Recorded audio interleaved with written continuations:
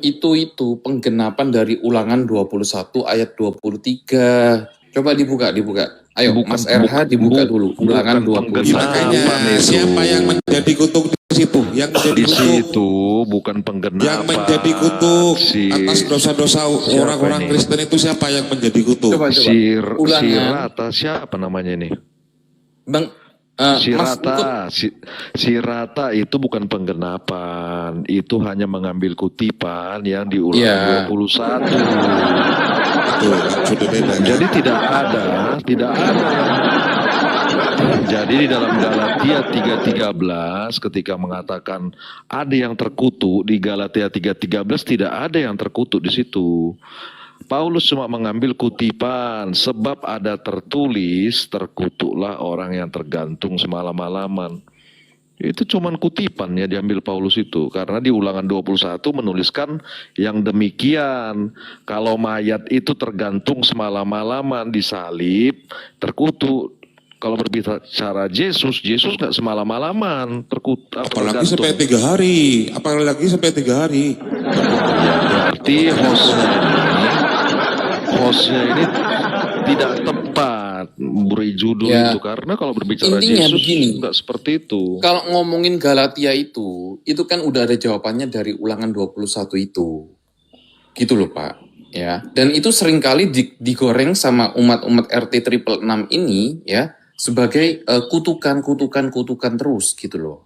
Gak ada kutukan di situ, nggak ada kutukan di situ. Ada. Pak, saya juga nggak setuju kalau dikutuk. Pak. Terkutuklah orang yang digantung di kayu salib. Itu siapa? Merujuk kepada siapa? Galatia 3:13 itu. Makanya baca di Ulangan 21 tadi, mayat jawabannya yang tergantung ayat semalam-malaman dalam tradisi Keyahudian itu bisa disebut terkutuk. Yesus kan tidak. Siapakah yang terkutuk di kayu salib menurut Galatia 3:13? Jawab dulu siapa? Enggak ada di situ. Siapa? dibacain dulu. Coba dibaca dulu. Baca dulu, Geo. Orang-orang. Oh, udah capek aku baca itu. Di mana di situ orang-orang? Coba kalimat awalnya narasi pertamanya itu siapa itu? Kristus telah menebus kita. Dibaca dulu. Waduh, gimana sih hotel ini? Kok aku yang gimana? Kenapa aku yang gimana? Makanya dibaca dulu. Datamu itu dibaca dulu. Pemaknaan hostnya ini kurang tepat. Kan seperti itu. Baca dulu. Waduh. Coba dibaca dulu. Anda yang punya kitab di situ. Ya kalau apa di situ yang merujuk? Enggak ada. Kristus telah Kristus telah menebus kita dari hukum Taurat dengan jalan menjadi kutuk karena kita.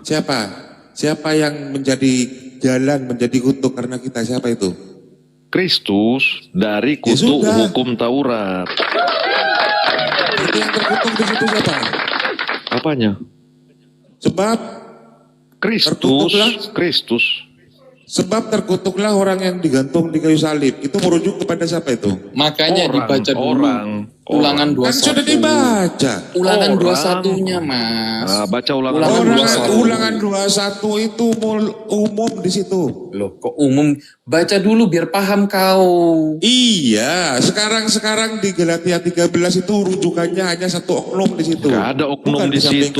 Dengan jalan menjadi kutuk. Host, gak ada oknum di situ. Siapa yang menjadi jalan kutuk kau itu? Kau udah mulai apa ini? Siapa yang menjadi jalan menjadi kutuk itu siapa? Kristus. Ya sudah, Kristus kan? Iya, Kristus itu bukan siapa.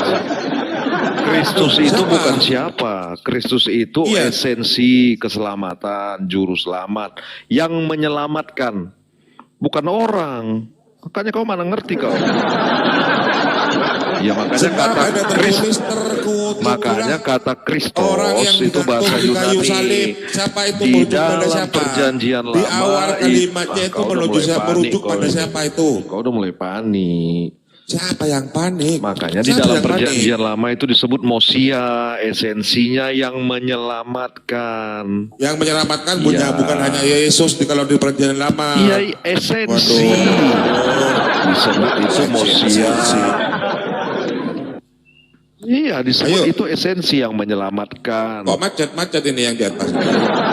Ya, kalian ngomong berdua terus, kapan aku ngomong? Ya sudah. Nanti Coba bertiga baca, ngomong baca. semua, siapa yang mau dengerin? Baca ulangan 21 coba. Coba dibaca dulu ulangan 21, mulai dari dua-duanya, ayat 22. Dibaca lah, dong itu kitabmu. Bantulah.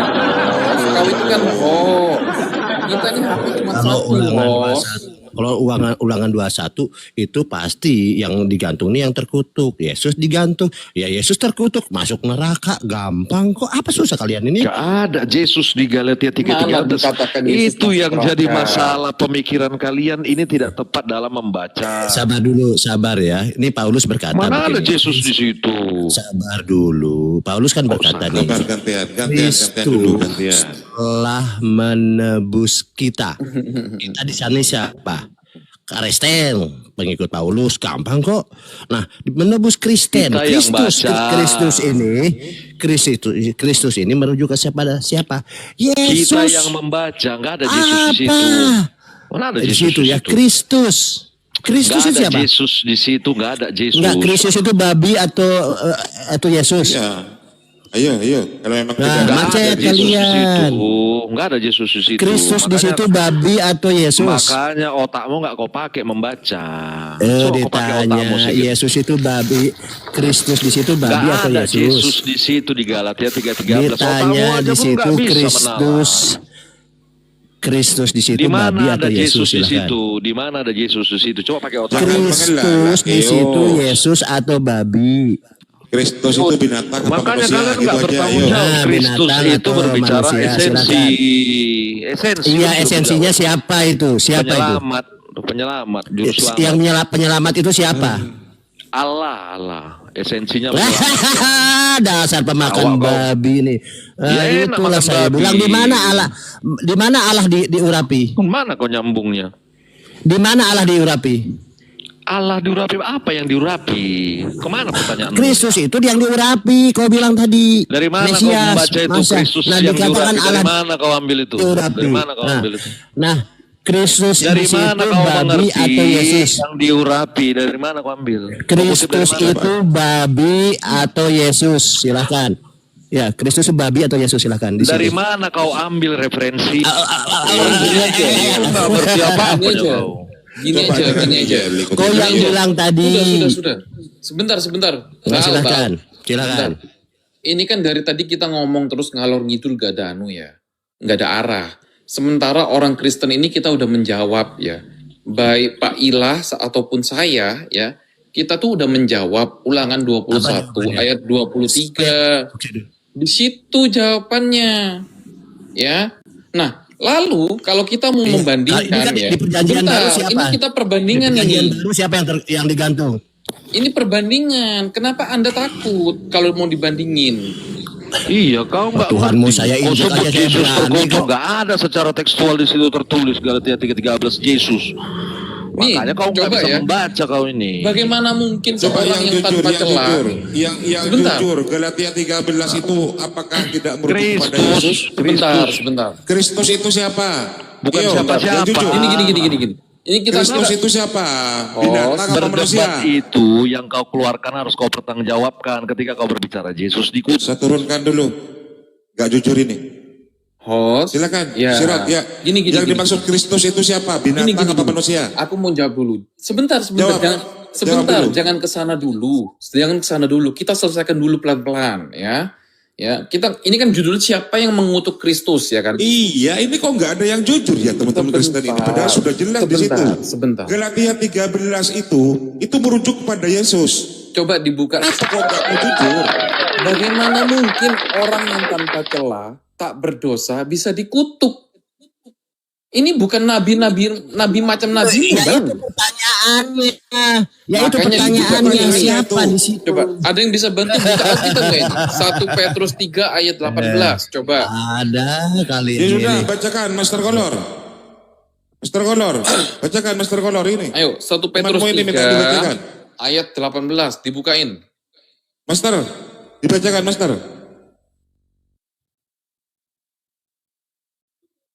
Dia lagi nggak nyimak gitu, Bang. Ente lah bukain. Ayo. Mana diskusi nggak Bible? Gimana ini host gak mau bantuin Ya, narasumber ini? DPS nggak punya. Ngot. Kalian ini. Gimana kalian naik? Udah. Gini aja Lihat ya, Kan tiga kalian nomor hostnya. 13. Kristus Kok malah telah saya? menebus kita. Kalau Kita di gitu sini caranya, kepada kalian lah kita Kristen udah- pengikut Paulus kan di situ kita berbicara udah kepada kasih di situ. dalil. Nah di sini Kalau nggak mau dibantu dibukain, nggak ada. nah di situ kapan Kristen kelarnya? Yesus menjadi kutuk. Ya, menjadi kutuk. Ingat, Enggak. Yesus ini Ini awalnya kan- tidak terkutuk, ini kan kita tetapi diskusi. menjadi kutuk karena kita. Kan Kalau begitu. ente nggak mau Nah, dikuatkan bantuin, dengan bukain data. terkutuklah Kapan Yesus mau yang kelar digantung ini di kayu bang? salib. Saya itu host hanya Apa? memfasilitasi. Nggak mau. Orang kafir nggak boleh suruh-suruh. Aduh. Saya ini host hanya memfasilitasi. Bukan Yang nyuruh. harus- Ini kan minta tolong. Iya, yang harus membaca itu perlengkapan perangnya harus di ini dulu lah, dilengkapi dulu. Ya udah deh. Kalau Jangan gitu naik deh. komal kemudian datanya nggak ada. Silakan. Bukan data nggak ada, kita nih ada, cuman nggak bisa buka karena satu HP. Gimana Iya sih? makanya Anda belum siap berarti untuk berdebat, berdiskusi. Sangat Kita siap. ada. Ini Master Kalam Makanya ini juga saya Kristen cuma minta bisa bantuan ke menyampaikan dia. dalilnya, Anda yang ngecek sendiri gitu loh. Alah kok kepala saya yang disuruh-suruh. Kalian yang menang, kita yang disuruh. Apa kalian ini? Ya inilah kaum-kaum pengikut Kacau Nabi kalian Umi. memang luar biasa. Ya, Nabi Umi ya sulit. Iya, Sulit lah, saudara. Ya udahlah, saya turun aja Susah deh. sekali ya. Kalau Gimana sih? kutuk Kok, ini kok ya gini belum lah. berperang sudah Tuhan takluk terkutuk. gimana sih? Ya, Aduh. cereng. Jalah. Ayo silakan bawa datanya yuk.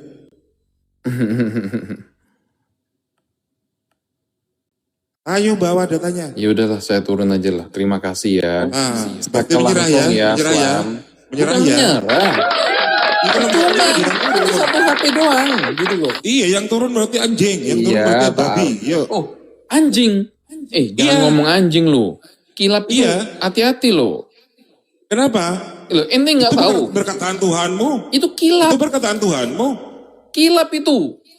Itu perkataan Tuhanmu itu. Itu kakeknya Rasulullah. Hati-hati Itu loh. anjing, itu perkataan Tuhanmu loh. Yesus yang bilang seperti itu. Yesus yang bilang, bukan Iya, Yesus kakeknya yang kan, bilang. bukan Iya, keturunannya kan. Di luar Bani Israel itu anjing, kan Yesus gitu kan? ngomong, tapi bukan keturunan anjing, macam nabimu. Coba tunjukkan datanya, tunjukkan datanya. Tunjukkan datanya, yuk. Siapa yang keturunannya anjing? Makanya si Yesus ini sama dengan babi. Siapa yang keturunannya anjing? Yesus itu sama Kakeknya dengan namanya anjing. kilap itu. Yohanes 1:14 firman itu telah menjadi daging. Yesus itu sama dengan babi. Astaga. Yesus itu anjing. Itu Yohanes 1:14. Tapi bukan keturunan anjing. Jadi kalian ini kan? pengikut babi, pengikut anjing, bukan kata Tapi saya. bukan keturunan anjing kan? Yesus itu sama dengan babi loh. Bukan keturunan tapi Yesus sama anjing dengan babi, kan? Daripada Tapi keturunan Yesus sama anjing, dengan anjing dah. bukan Ya, keturunan Yesus itu anjing. babi tapi. dah. Ya, Yesus keturunan anjing dah. Bukan Yesus keturunan. babi kan? Yesus anjing kan? Yohanes 1:14 kita tidak boleh menghujat ya. Ikut-ikut aja ini. Jadi Yesus itu sama dengan babi kan? Inilah Islam. Iya. Cuman Yesus anjing kan? Yohanes 1:14. Firman sudah menjadi daging. Firman telah Itu bisa. menjadi daging. Nah daging itu babi, firman daging anjing. itu Iya, sosok iya, firman iya. nuzul menjadi Yesus. daging menjadi Yesus itu manusia. anjing Iya. bukan kata saya. Daging, gak ada Ya. daging manusia di situ. Itu. Disebutkannya ada daging. Jadi Ya. Yesus itu satu hakikat daging. dengan babi. Firman Yesus satu Allah hakikat dengan nuzul anjing. menjadi manusia. Itu luar biasa. Mana ada manusia di situ Daripada kalau firman Allah jadi Yesus buku. itu sama dengan babi. Astagfirullah. Yesus itu anjing. Yesus itu babi. Jadi buku. Babi itu Yesus. Yesus itu anjing. Yohanes Nah, kuasa 1:14. jadi buku. Yesus babi, anjing mau gimana berkuasa. Tapi bukan keturunan anjing. Yesus babi. Yesus Tapi bukan keturunan anjing. Anjing itu Yesus. Yesus itu babi. Yesus itu anjing. Gampang Datanya kok. mana? Datanya Yesus mana? Yohanes 1:14. Mana dikatakan Yohanes Yesus? apa? Firman itu telah menjadi daging. Daging apa di situ? Mana? Menjadi daging apa menjadi anjing? Daging apa di situ? Daging anjing. Daging anjing. Emang Islam botol. Dasar babi. Yesus babi. Yesus anjing. Jangan menghujat kita ya, kita hanya menyampaikan aja firman itu telah menjadi daging. Nah mereka tafsir itu adalah Yesus manusia, padahal babi juga daging, anjing juga daging. Nah pertanyaannya yang timbul adalah kenapa Yesus satu hakikat dengan babi, Yesus satu hakikat dengan anjing? Kalau Tuhan tidak mungkin satu hakikat dengan babi, dengan anjing. Tuhannya Kristen, satu-satunya Tuhannya di Kristen yang satu hakikat dengan babi, yaitu Yesus. Mulai tenggelam dia. Hakikat daging ya. Itu hakikat lah. Iyalah hakikat daging. Yang sebenarnya Bentuk manusia di situ. Hakikat daging. hakikatnya daging. Enggak, gini. Satu ayat 3 juga kan, Paulus mengatakan Gini. secara kedagingan. Berarti Yesus Bal. babi. Kamu itu nggak ada ilmu, mending aku sama Chan aja. Mas Chan, Jadi Mas guru Chan. saya, ilmu itu satu hakikat daging itu ilmu baru. Bentar. Ilmu yang benar. Sebentar, Mas Chan. Ini kan dari tadi kan Mas Chan sama yang lain Kalau kan udah bertanya ini. ayat 24 Tuhan Saya ini boleh roh. pertanyaan satu, Kan nggak satu Yohanes 4 aja. ayat 24 ini kan Tuhan itu roh. Roh itu bukan Bukan. daging. Bukan. Tapi Yesus itu di Roma 1:3 adalah daging. Satu pertanyaan Ya aja kan? dong, masa Firman nggak telah menjadi berani? daging. Boleh nggak? Daging. Nah, jadi Coba, Yesus coba, itu sama si- hakikatnya pertanggungjawab- sama dengan pertanggungjawab daging, enggak? babi sama Si dengan Rasul Yesus, Mustaqim Yesus sama ini dengan anjing, pertanggungjawabkan anjing sama tentang dengan Yesus, kilap. gampang kok. Nggak lanjut Kang Jan. Ketika kau berbicara kilap, Siratul Mustaqim. Bagi Kamu topiknya itu bang, Islam. satu-satu. Iya, Satu-satu makanya Kamu nggak gini, jelas. kamu Islam nyamar memang kamu itu gila Siratul ini. Mustaqim ini pertanggungjawabkan tentang kilap Apa kakek ini? Muhammad itu. Pertanggungjawabkan itu. Sudah diam. Yang disebut anjing itu oleh Yesus siapa di situ? Dia Ini aja. berkata kilap. Kang Chan, ini kan dari awal aku sama Kang Oh, Chan, kilap. sama Mas Chan, ya kan? Ini kenapa banyak yang lain ini badut-badut ini? Diam Itu dulu, Kristen. saya sama Mas Chan dulu. Tapi itu Kristen pak. Iya, Kristen nyamar itu Ya nggak aku apa-apa. dia Sekarang minta banyak bertanggung yang... jawab atas kilap Mas Chan. nama kakek Muhammad itu. Bertanggung jawab dari mana sumbernya itu disebut anjing. Mas Chan, Iya silakan pak, saya bebas silakan. ya ini saya mau tanya satu aja sih ya. Coba dibuka Mas Chan, itu ada Ibnu Majah 987. Ya bapak dinarasikan. Saya ini Nah, sambil Di silakan. situ kan Apa tuh? dikatakan, di situ kan dikatakan kalau Allah akan memohonkan ampunan, ya Allah dan para malaikat memohonkan ampunan, ya. Nah pertanyaannya, kalau yang Maha Kuasa ini memohon ampun kepada siapa ia memohon ampun? Di mana pak? Ibnu Majah. Coba bacakan bapak lengkapnya redaksinya. Ya, inti kan depan komputer, coba dibuka aja. Saya kan satu HP. Komputer ya bukannya ternyata. Bentar ya.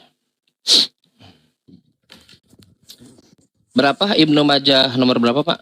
987.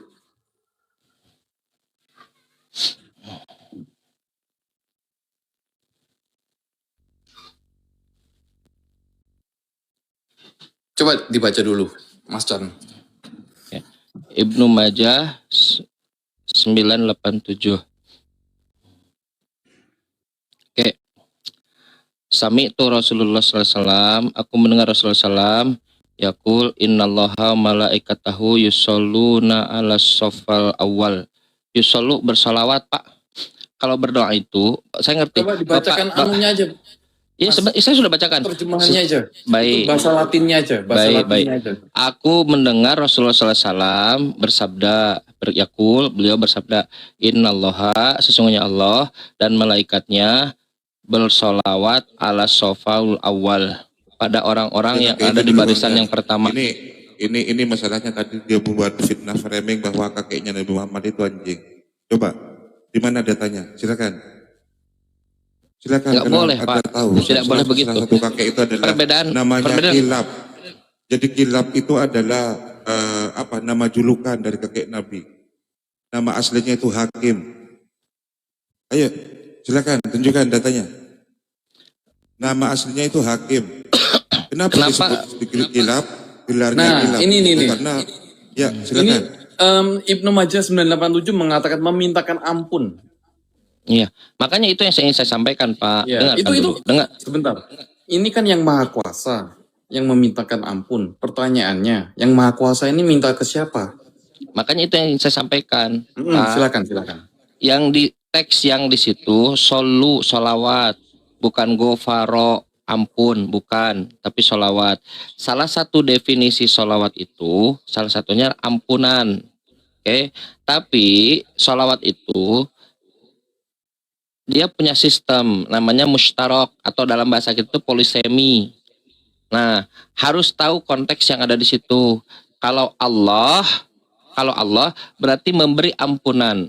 Karena paling tinggi. Kalau misalnya di luar Allah seperti malaikat atau nabi atau misalnya orang-orang soleh, dia meminta ampunan. Makanya yang digunakan kata sholawat.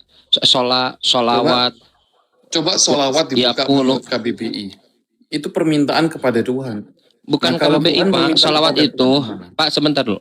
Makanya sholawat itu dia bahasa Arab, pakai bahasa Arab. Bapak buka Mu'jam kamus Al-Ma'ani bahasa Arab, lalu masukkan kata sholawat. Tadi saya sudah bacakan di ayat yang tadi saya baca ya. Coba dulu. Contoh. Mas Chan, Sebentar. coba Santai dulu dibuka Pak. Bapak ini aneh bertanya tapi Bapak yang agresif. Santai dulu, santai, tarik nafas. Biasa aja Pak, santai. Tadi saya sudah bacakan di dalam surat. Jawab pun dipotong terus, gitu loh. Santai dulu Pak, santai dulu. Nah, tadi saya sudah. dari tadi Iya, santai. iya tapi Sampai Bapak bertanya saya dikeroyok jawab 5 dong. orang sama inti 6 orang, saya pun nggak masalah. Saya mau menjawab ini, iya santai. Nah, tadi saya sudah Iya, bacakan silakan. data di surat Al-Ghasyiyah tadi saya baca pas awal, Bapak dengarkan. Nah, taslanarul kubro. Diksi yang digunakan sama sod lam. Tapi artinya bukan berdoa, bukan merahmati, bukan ampunan, memasukkan. Pak, bahasa Arab itu, kosakata Arab itu punya sistem. Satu kata dalam bahasa Arab bisa jadi tidak bisa sama dengan yang disampaikan. Coba saya bertanya kepada Bapak. Yesus anak domba bukan? Loh, ditanyain kok. Kan? Jadi ada sistem di situ. Ada di sistem di situ. Loh, saya sudah menjawab di situ, Pak. Dari Itu bukan awal. Allah memohon ampunan. Tetapi itu jelas Allah yang memintakan ampun. Gimana kok malaikat yang meminta ampunan. Tapi kalau Di situ tertulis Allah, apa, Bang? kalau Allah aneh Allah Bapak nih ya. dan para malaikat Aneh sekali. memintakan ampun. Pak, tahu nggak alasan kenapa Bapak motong-motong? Karena Bapak sudah kejebak di situ. Kok kejebak gimana? Saya ini membaca apa yang tertulis aja, Bang. Yes, makanya saya katakan di situ, Pak. Kalau Nggak ampunan usah itu diubah-ubah. kalau ampunan itu, Pak, dalam diksi bahasa Arab sudah ada gofaro namanya. Ini yang diucapkan sholat, yusholuna ala nabi. Sholat itu, Pak, monitor, jangan tenggelam. Monitor. Santai loh, dengar. Pak, solawat itu punya banyak makna dalam bahasa Indonesia. Dari situ paham nggak? Gimana? Kata solawat itu punya banyak makna dalam bahasa Indonesia. Namanya polisemi. Sampai situ paham nggak? Paham nggak? Baik. Dari mana tahu maknanya? Dari konteks kalimat. Dalam bahasa Arab disebut syak kalam. Sampai situ paham? Oke. Kalau sedikit, baik. itu Kalau tergantung sebentar kebutuhannya. dulu, santai dulu, dengar dulu. Kalau yang dari atas bukan memohon ampun, tetapi memberi ampun, memberi rahmat dan seterusnya. Oke, mengabulkan doa. Tapi kalau yang dari bawah, dia memohon ampun, memohon doa dan seterusnya. Sampai situ paham tidak?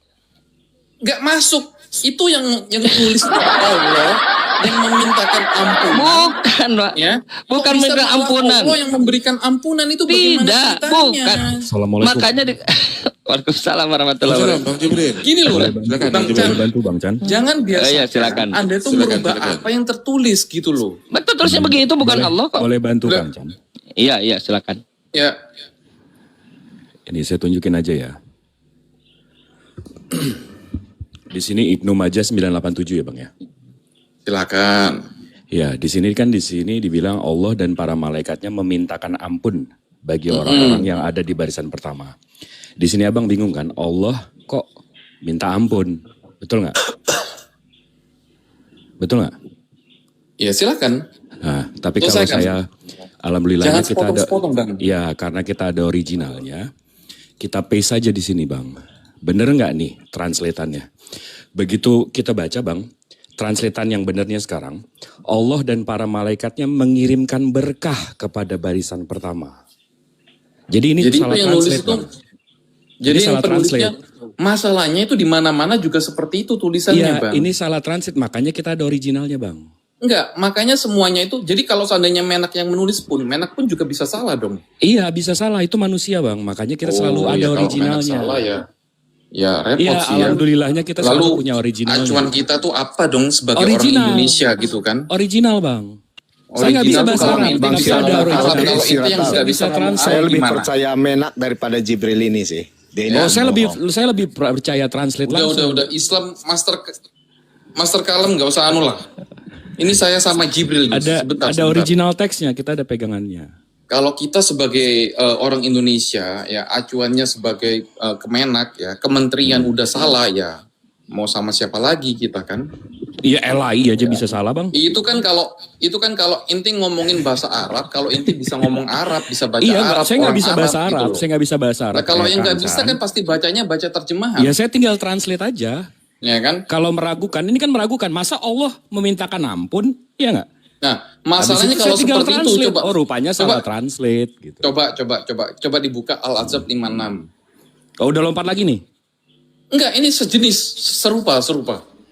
Disambung Kang Chen. Saya nggak mau ngadepin yang kayak gini. Loh, kok nggak mau gimana sih?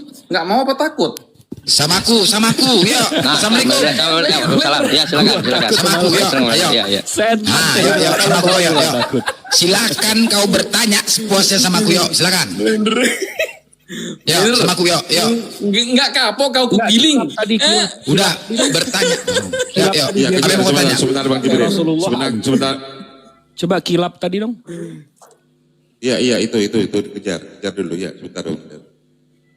Tunjukkan kalau kilap itu adalah anjing,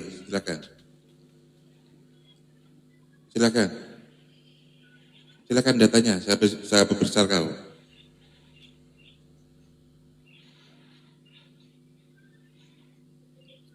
Silakan buka data. Aduh, kok malah rigid dah. Buka datamu. Buka. Bang Blen, tadi semua di sini dengar ya, dia bilang Rasulullah keturunan anjing. Dia bilang itu tadi ya berkali-kali, saya ada rekamannya. Woi anjing. Buka, woi. Woi menyet. Woi Memang anjing. betul. Kilap. Kau yang keturunan anjing, tahu kau? Hah? Bapak, mama kau babi. Coba aku tanya sama kau ya. Siapa yang keturunan anjing? Sabatar, kita buktikan, ya? Enggak, kita buktikan. Babi, anjing itu tidak punya akal. Babi enggak sunat, kau enggak sunat.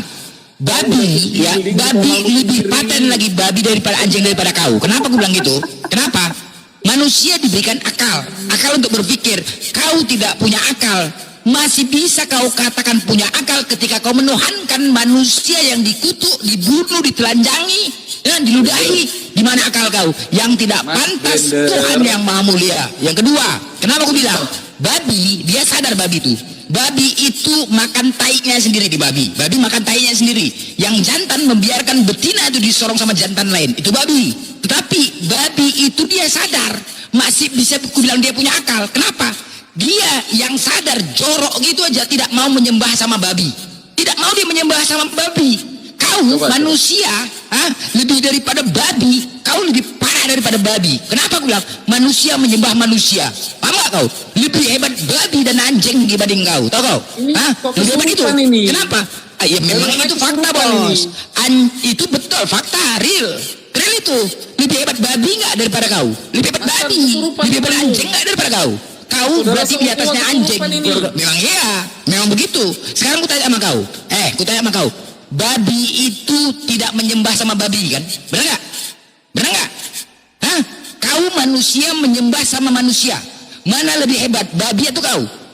Hei, mana? Kalau memang kau punya otak, mana lebih hebat? Hah? Babi aja bisa introspeksi diri dia. Wah, ya iya ya. Nggak mungkin lah aku tuhankan sama babi, karena aku tahu kelakuanku kayak mana, ya kan? Masih bisa sadar dia, babi itu, anjing itu masih bisa sadar. Kau lebih parah daripada anjing, daripada babi. Tahu kau? Hah? Istighfar. Apa kau bilang? Istighfar. Sekarang kau menyembah istighfar. Kau menyembah manusia nggak? Bukan di sini. Ya, kutanya, kau menyembah manusia nggak? Menyembah manusia nggak kau? Ayo debat lagi tak. Kau menyembah manusia. Kutanya dulu kau jawab dulu tuh. Kau menyembah manusia nggak? Kau jawab dulu. Apa yang mau kau Kutanya debat? kau dulu, sebentar. Kau menyembah manusia tidak? Astaga. Kau jawab dulu. Blender. Kau Mas menyembah Blender. manusia tidak? Biar kau sadar dulu. Babi, monyet, anjing tidak menyembah sama anjing, tidak menyembah sama babi. Ku tanya sama kau. Kau menyembah manusia enggak? Enggak, Hei. Kristen itu enggak menyembah manusia. Jawab dulu. Cakap aku ngeliat siapa bukti mak nih. Woi, kau jawab dulu. Kau menyembah manusia tidak? Enggak. Diam kau dulu Kristen cepet. itu manusia. Woi, aku tanya kau. Woi, Srod. Ini, Kau aku- menyembah sebentar. manusia tidak? Kau jawab dulu. Jawab dulu tuh. Muncul Kau jawab dulu. Kau jawab dulu. Kau menyembah manusia tidak? Kau menyembah manusia atau tidak? Itu dulu. Kita buktikan. Mana lebih mantap, mana lebih hebat. Babi atau kau? Coba kita buktikan dulu. Kau menyembah manusia enggak? Biar kau tahu siapa kau. Makanya Kau menyembah kita manusia nggak? selesaikan. Iya, Tadi kau kan jawab aku dulu. ngomong Kau menyembah manusia atau tidak? Muhammad keturunannya. Gak usah kau kemana-mana anjing. Woi, kalau kau lebih jahat daripada malu, kau menyembah manusia atau tidak? Buktikan dulu. Biar kita tahu, biar orang-orang seluruh Indonesia tahu lebih hebat anjing daripada orang Kristen, lebih hebat babi daripada orang Kristen. Makanya kau terbuktikan, kau menyembah manusia atau tidak? Kau jawab dulu. Bongkar kah? Nggak usah bongkar, nggak perlu kau bongkar. Kau sebutkan saja dulu, kita buktikan dulu mana lebih hebat anjing atau kau. Kau jawab dulu. Kau menyembah manusia tidak? Kau menyembah manusia atau tidak? Kau jawab dulu, woi. Kau jawab dulu. Kenapa nggak berani menjawab kau? Kau menyembah manusia atau tidak? Kita buktikan mana lebih hebat. Mana lebih hebat anjing, babi atau kau atau orang Kristen? Ayo, jawab Saya dulu. sama- Kau menyembah manusia atau tidak? Saya sama Mas Jawab dulu. dulu. Jawab Bukan dulu, levelku, jawab dulu. Kita buktikan. Siapa yang anjing? Ayo, kita Kamu buktikan. bukan levelku di Kau sini. menyembah Saya sama Mas manusia Blender. atau tidak? Hei, kau jawab. Kau menyembah manusia atau tidak? Kalau Jawablah. ngomong terus, gimana aku mau jawab? Jawab. Ya udah, jawab, silakan. Iya, manusia, betul. Nah, manusia kan? Nah, berarti lebih hebat babi, anjing, binatang itu daripada kalian orang Kristen. Kenapa? Karena anjing tidak menyembah sama anjing, babi tidak menyembah sama babi. Kau manusia menyembah sama manusia. Hei, lebih hebat babi kau, berarti parah kau nih. Sejajar malu kan? Masalahnya- Udah jelas kan? Ya. Gila Oh, kali bah. Rupanya di atas binatang rupanya orang Kristen nih kan? Separah-parahnya Saya boleh ngomong anjing nggak ini? lebih parah lagi orang Kristen. Separah-parahnya babi, jorok, bodoh, tolol lebih parah lagi orang Kristen. Gila boleh kali ya. ngomong nggak ini? Pantas lah kalian gila semua kalian ini. Gila. Gak ada otak, iya. gak ada isi kepala. Iya, Ya, saya terima. paham ya teman-teman ya. Jadi kalau jumpa orang Kristen panggil aja, woi, bapaknya anjing, ngapain kok? Itu aja. Karena lebih hebat anjing daripada mereka, ya kan? Nah, itu dia. Ya udah, nggak usah banyak cerita kau. Kau sama aku yuk. Udah, kau sama aku yuk. Diam kau cepet. Kau sama aku. Mau diskusi apa kau sama aku? Oke. Ya, kau diskusi sama aku ya. Ya. Sebentar, aku Kamu ngomong siapa? dulu boleh nggak? Blender. Kau mau diskusi apa? Nggak usah kemana-mana kau. Kau sama aku yuk. Iya, iya. Udah bertanya iya, kau sama aku? Sebentar, saya Tanya. mau ngomong dulu. Sebentar. Gak usah kau bertanya aja. Diskusi kita dua aja. Tadi Tanya, kau kau tanya kok. mengatakan- Tanya. Saya mau Tanya. nanya boleh? Saya mau nanya boleh? Tadi kan Karena kau kan saya ditanya mengatakan terus dari kalau- tadi. Sebentar Pak saya boleh mau nanya boleh? Pakai Sebentar. standar Bapak. Gimana Saya kan sih? ditanya Tadi terus. aku sama kamu dipotong Iya, Blender. sekarang saya aku mau sama tanya Blender begini, Pak. dipotong Dengar. Chan, gimana Baik, baik. coba ini Islam ini? Aduh. Saya kan Pusing tadi aku. sudah ditanya. Saya itu belum bertanya loh dari tadi. Saya bertanya. Saya Sebentar. ada data ya. Standar Bapak. Sebentar, Pakai Mas standar Bapak Blender. apa yang tertulis? Dengar dulu, santai dulu. Takut santai. Blender sekarang. Nah, sekarang, Bapak kan mau dengan saya barusan. Nah, saya kasih data ya. Dengar. Saya kasih data Pak. Dengar Pak. Lihat.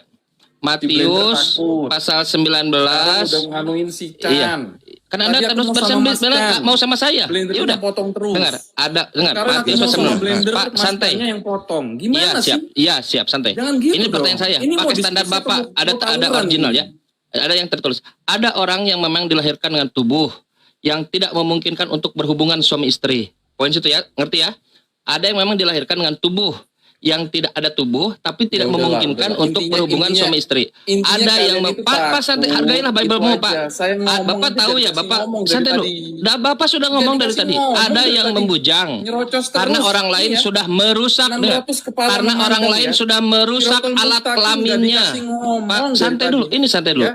Alat Semuanya kelaminnya. orang-orang Dan Islam di ada sini pada juga orang yang kesurupan. memilih untuk tidak Pada menikah kesurupan. supaya bisa Udahlah. melayani dengan lebih baik dalam kerajaan Tuhan.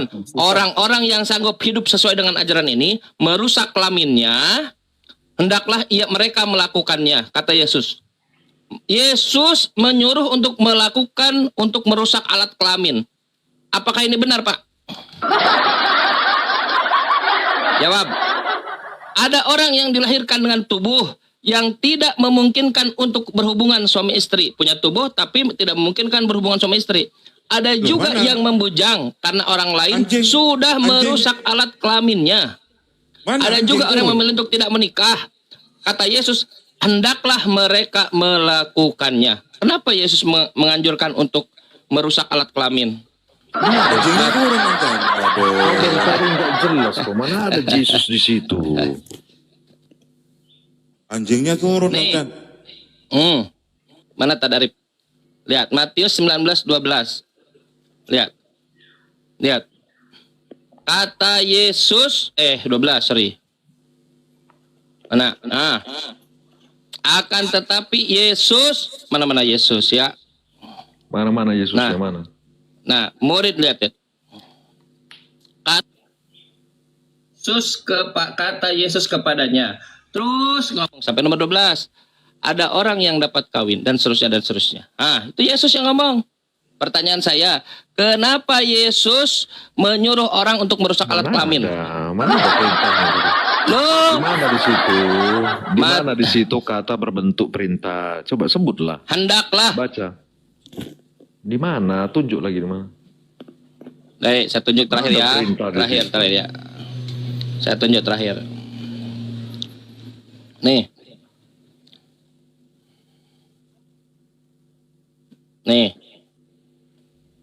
Orang-orang yang sanggup hidup dengan ajaran ini, yang merusak kelamin, yang tidak berhubungan badan. Perintahnya mana? Ini nih, hendaklah. Apa arti hendaklah? Tahu. Hendaklah mereka melakukannya. Kata Yesus. Apa Ya. yang kau baca? Apa yang kau bahas? Matius 19:12. Yes. Hendaklah mereka melakukan memotong alat kelaminnya. Kenapa Yesus menghendaki orang untuk memotong alat kelaminnya?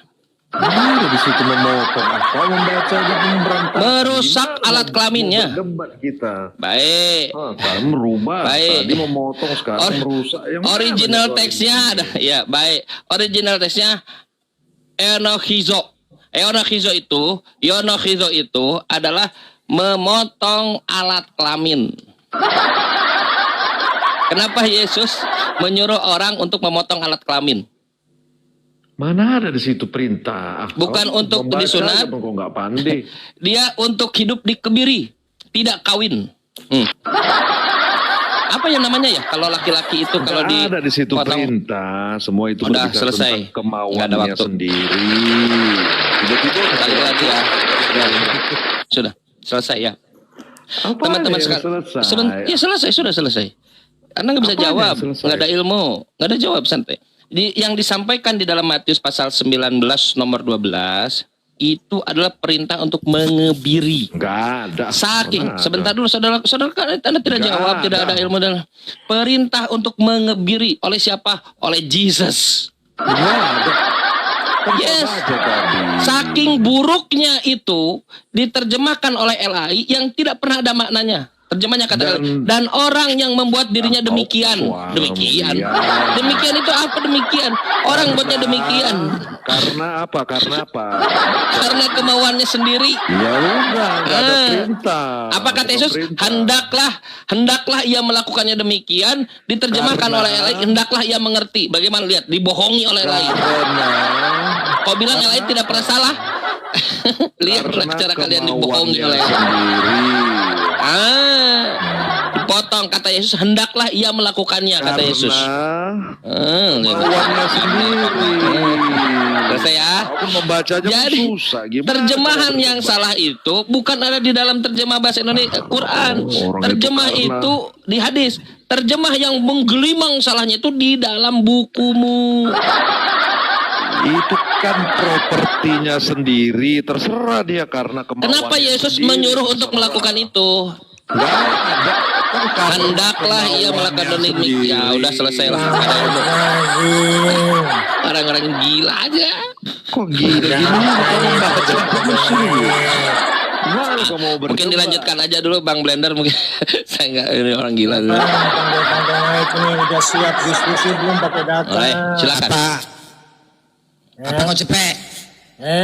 Udah siap. Apa? Al-Maidah 64. Kan kayak gini lah orang gila yang datang. Orang gila yang datang. Kau agama kau apa? Data, yo. Bibel kita ini. Agama kau apa? Siap belum?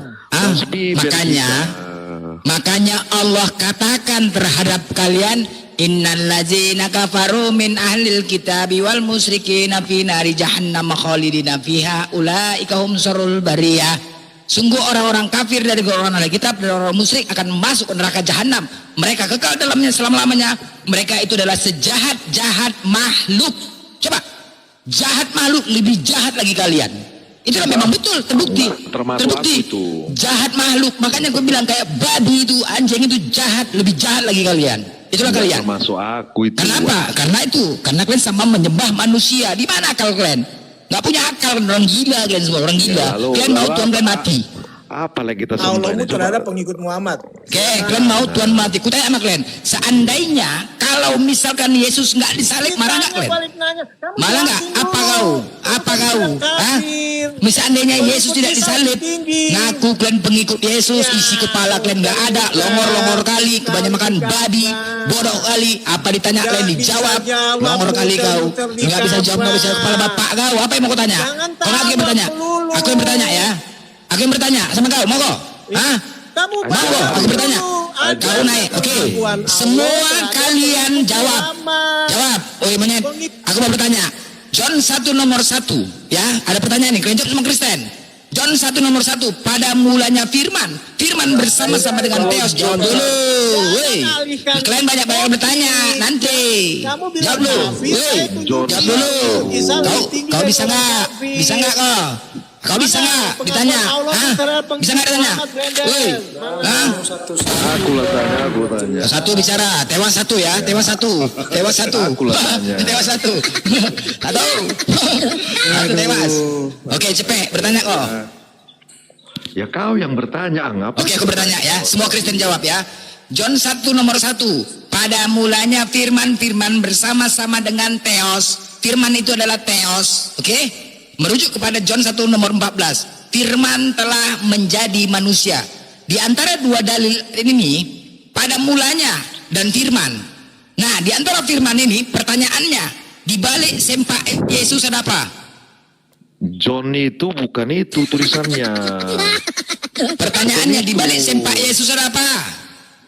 John itu bukan itu tulisannya. Jawab kau. Di balik sempak Yesus ada apa? Pertanyaannya. Ini ku bacakan. Jawab lah, nggak usah kemana-mana. Bisa nggak kau jawab? Di balik sempak Yesus ada apa, woi? Jawab dulu. Jawab dulu. Woi, apa kau doa kau bilang macam enggak apa ya? Doa. Iya, udah. Yohanes 1 nomor 14. Dah. Mananya? Sekarang pertanyaannya, di balik sempak Yesus ada apa? John apa Johannes yang kau Jawab lah, bisa jawab kau cepet. Bisa jawab nggak? Mana ada tulisan sempak di situ? Bisa jawab nggak? Bisa jawab nggak? Di balik sempaknya ada apa? Hah? Di mana ada tulisan sempak? Mati, kena dor, mati. Aduh kokang. Udah, lanjut. Yang gila-gila itu dor. Bang Jibril, silakan Bang Jibril. Guru kita beliau ini banyak data banyak. Aduh, hancur. Masa kecil kurang bahagia main pestol mulu. Nyimak dulu. Lanjut, Bre. Bang Jibril, silakan. Nyimak dulu. Gini teman-teman, saya kasih proposal ya. Kalau kalian melakukan seperti yang dilakukan oleh siapa tadi? Cepet tadi.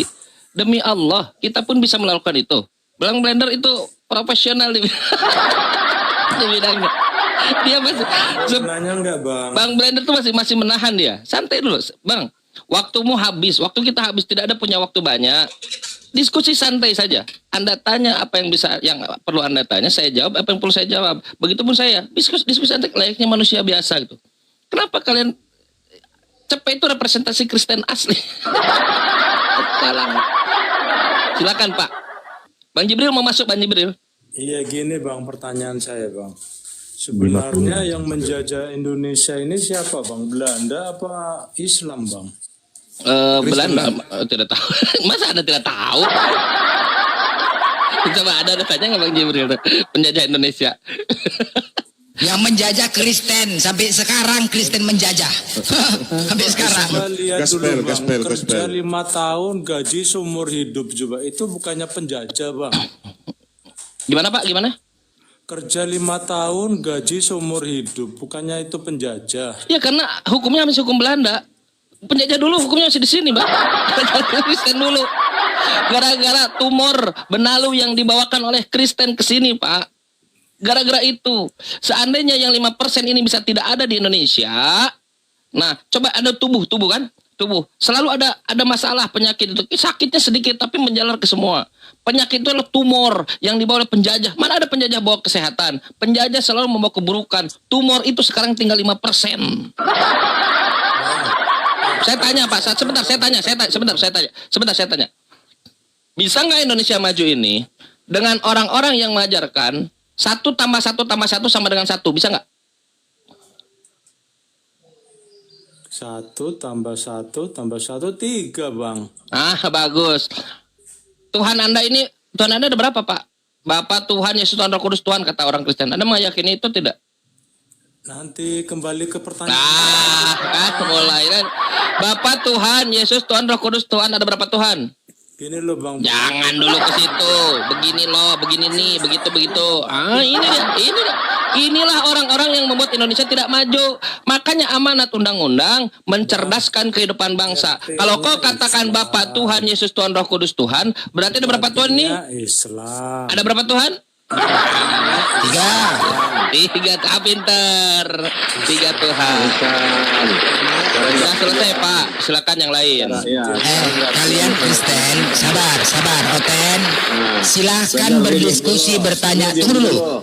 Sabar, aku coba ngamenkan saya. Silakan kalian bertanya, oke? Kalau sudah dijawab, jangan kalian paksakan jawaban sesuai keinginan kalian. Silakan ya. Aku berdiri di sini, nggak kubiarkan kalian ketika ujungnya menghujat kugiling kalian. Aku berdiri di sini, ku hajat dulu kalian baru ku campakkan ya. Oke, lanjut. Mantap. Saya mau nanya. Boleh, silakan. Satu-satu Pak. AB9 sudah dulu. Ini ada teman Kristen mau nanya. Tubuhnya kan ada berarti manusia kan, tubuhnya kan tubuh manusia kan. Betul. Tubuhnya tubuh Pak. Tubuh manusia itu perpaduan antara tubuh dan roh Pak. Tubuh manusia tubuh binatang apa tubuh manusia? Iya, manusia itu perpaduan tubuh, ya tubuh, roh dan akal Pak. Manusia. Ya, ada yang punya tubuh, punya roh. Ya. Manusia itu tubuh dan roh Pak. Iya. Manusia Pak. Pertanyaannya apa Kenzo? Pertanyaannya apa Kenzo? Pertanyaannya. Saya udah hitung 2 pertanyaan kan itu. Ada tubuh manusia, ada roh manusia, ada jiwa manusia, benar Kang Chan? Ya pikiran manusia, terkentut manusia, ada betul. Iya, pokoknya ada tubuh manusia juga. Ada jiwa manusia, ada roh manusia kan. Berarti ada berapa manusia? 3 manusia berarti gitu. Ada 1 manusia Pak. Masa ada sebut kentut manusia? Gimana? Oh gitu. Saya ada berapa? Oke baik. Saya ada betul. Iya siap. Ada berapa pribadi? Saya ada berapa pribadi? Ada berapa pribadi? 1 pribadi baik. Ada Bapa, ada Yesus baik. Baik. Ada Bapa, ada Yesus, ada Roh Kudus. Ada berapa pribadi? Ada berapa pribadi Tuhan? 3. Tuhannya 3. Ngomong dari tadi, cerdas. Tuhannya 3. Jangan begitu. Loh, Anda yang menjawab, aku yang jangan begitu. Saudara, saya 1 pribadi, saya punya tubuh. Saudara santai dulu satu-satu. Saya inilah teman-teman Kristen. Anda buka sabda.org. Analogi untuk membenarkan Tritunggal. Ada apa namanya? Putih telur bukan. Kuning telur bukan. Cangkang telur bukan. Inilah cara kalian mendalili Tuhan. Sekarang kita uji, nggak apa-apa. Kita uji sekarang. Saya punya tubuh, saya punya jiwa, saya punya akal, saya punya perkataan, saya punya kentut juga ada, punya usus, saya punya banyak, saya punya darah, tidak hanya daging, darah, daging, tulang. Nah sekarang semua yang ada di saya itu menunjukkan berapa pribadi? 1 pribadi. Nah, tapi coba kita lihat Hakikat Tuhan kalian. Kamu apa? Hakikat Kita lihat Tuhan hakikat kalian. siapa? Santai Manusia dulu. kan? Kita tuh Hakikat Bapak, kamu manusia Bapak Tuhan bukan? Enggak, hakikat kamu manusia. Bapak Tuhan bukan? Hakikat kamu manusia. Ah, Yesus Tuhan bukan? Besar. Yesus Tuhan bukan? Tuhan juga. Roh Kudus Tuhan bukan? juga. Ada berapa pribadi Tuhan? Juga. Bang Chan santai Hakikatnya aja Bang Tuhan. Chan. Ada berapa pribadi Tuhan? Satu Tuhan. Yang mana? Itu dia. Yang mana? Yang diceburkan di Sungai Yordan atau yang di surga? Ginilah, janganlah kamu Ini kalian, karena kalian diajarkan oleh orang-orang Yunani, Tuhan itu 3. Tapi kalian lirik orang Islam, orang Islam Tuhannya 1. 3 jadi 1 saja 3. Kalian, coba kalau sekalian seandainya tidak melirik Islam Tuhannya 1, Yesus Tuhannya 1, Musa Tuhannya 1, dan itu masuk akal kita. Masa Tuhan 3? Tuhan 3. Boleh silahkan. Boleh berdiskusi? Boleh Pak. Ya, Di sini ini Pak, di sini ini modenya semuanya ada diskusi ilmiah, metodologis, ngoceh, menghujat, semua ada di sini insya Allah. Bapak bisa pilih. Boleh pilih. Saya terima. Karena sudah berjuta-juta pertanyaan sudah kupatahkan. Hati-hati ada Berjuta sniper pertanyaan. sini, ada Pertanyaan sniper. itu bukan dipatahkan, dijawab. Kok pertanyaan dipatahkan? Pertanyaan itu dijawab, bukan dipatahkan. Aneh. Bang Chan. Yang mana? Yang itu tadi pertanyaanku. Yang mana Pak? RT-nya kan Islam. RW-nya Sudah saya jawab Islam. itu karena peninggalan Belanda Pak. Islam. Sudah saya jawab tadi. Menterinya Islam. Oke. Jaksanya Islam. Hakimnya Islam. Presidennya juga Islam. Terus? Ya udah saya jawab. Sekarang dengarkan jawaban saya, dengarkan jawaban saya. Kaya, tapi Iya, baik. rakyatnya masih kere-kere. Jadi yang penjajah siapa Bang? Islam apa? Gak bisa jawab. Baik, dia saya mencret. jawab. Ya kan semua saya jawab Pak. Oke ya. Kenapa begitu? Karena ada sistem peninggalan orang Kristen, penjajah Kristen dulu, Belanda. Belanda ini Kristen, kecuali ada teman-teman yang bisa membantah data bahwa Belanda itu bukan Kristen ya. Mereka masuk gereja, mereka membawa seperti yang dibawa oleh Spanyol Gold, Glory and Gospel. Glory and Gospel lah. Markus, Matius, Lukas, Yohanes. Mereka membawa itu. Mereka meninggalkan residu di sini berupa hukum-hukum, dan itu orang-orang ini hanya orang-orang hanya berperan saja. Hukumnya dari Kristen. Hukumnya dari Kristen. Nah, Blazer lu tembak lagi santai dulu, saudara.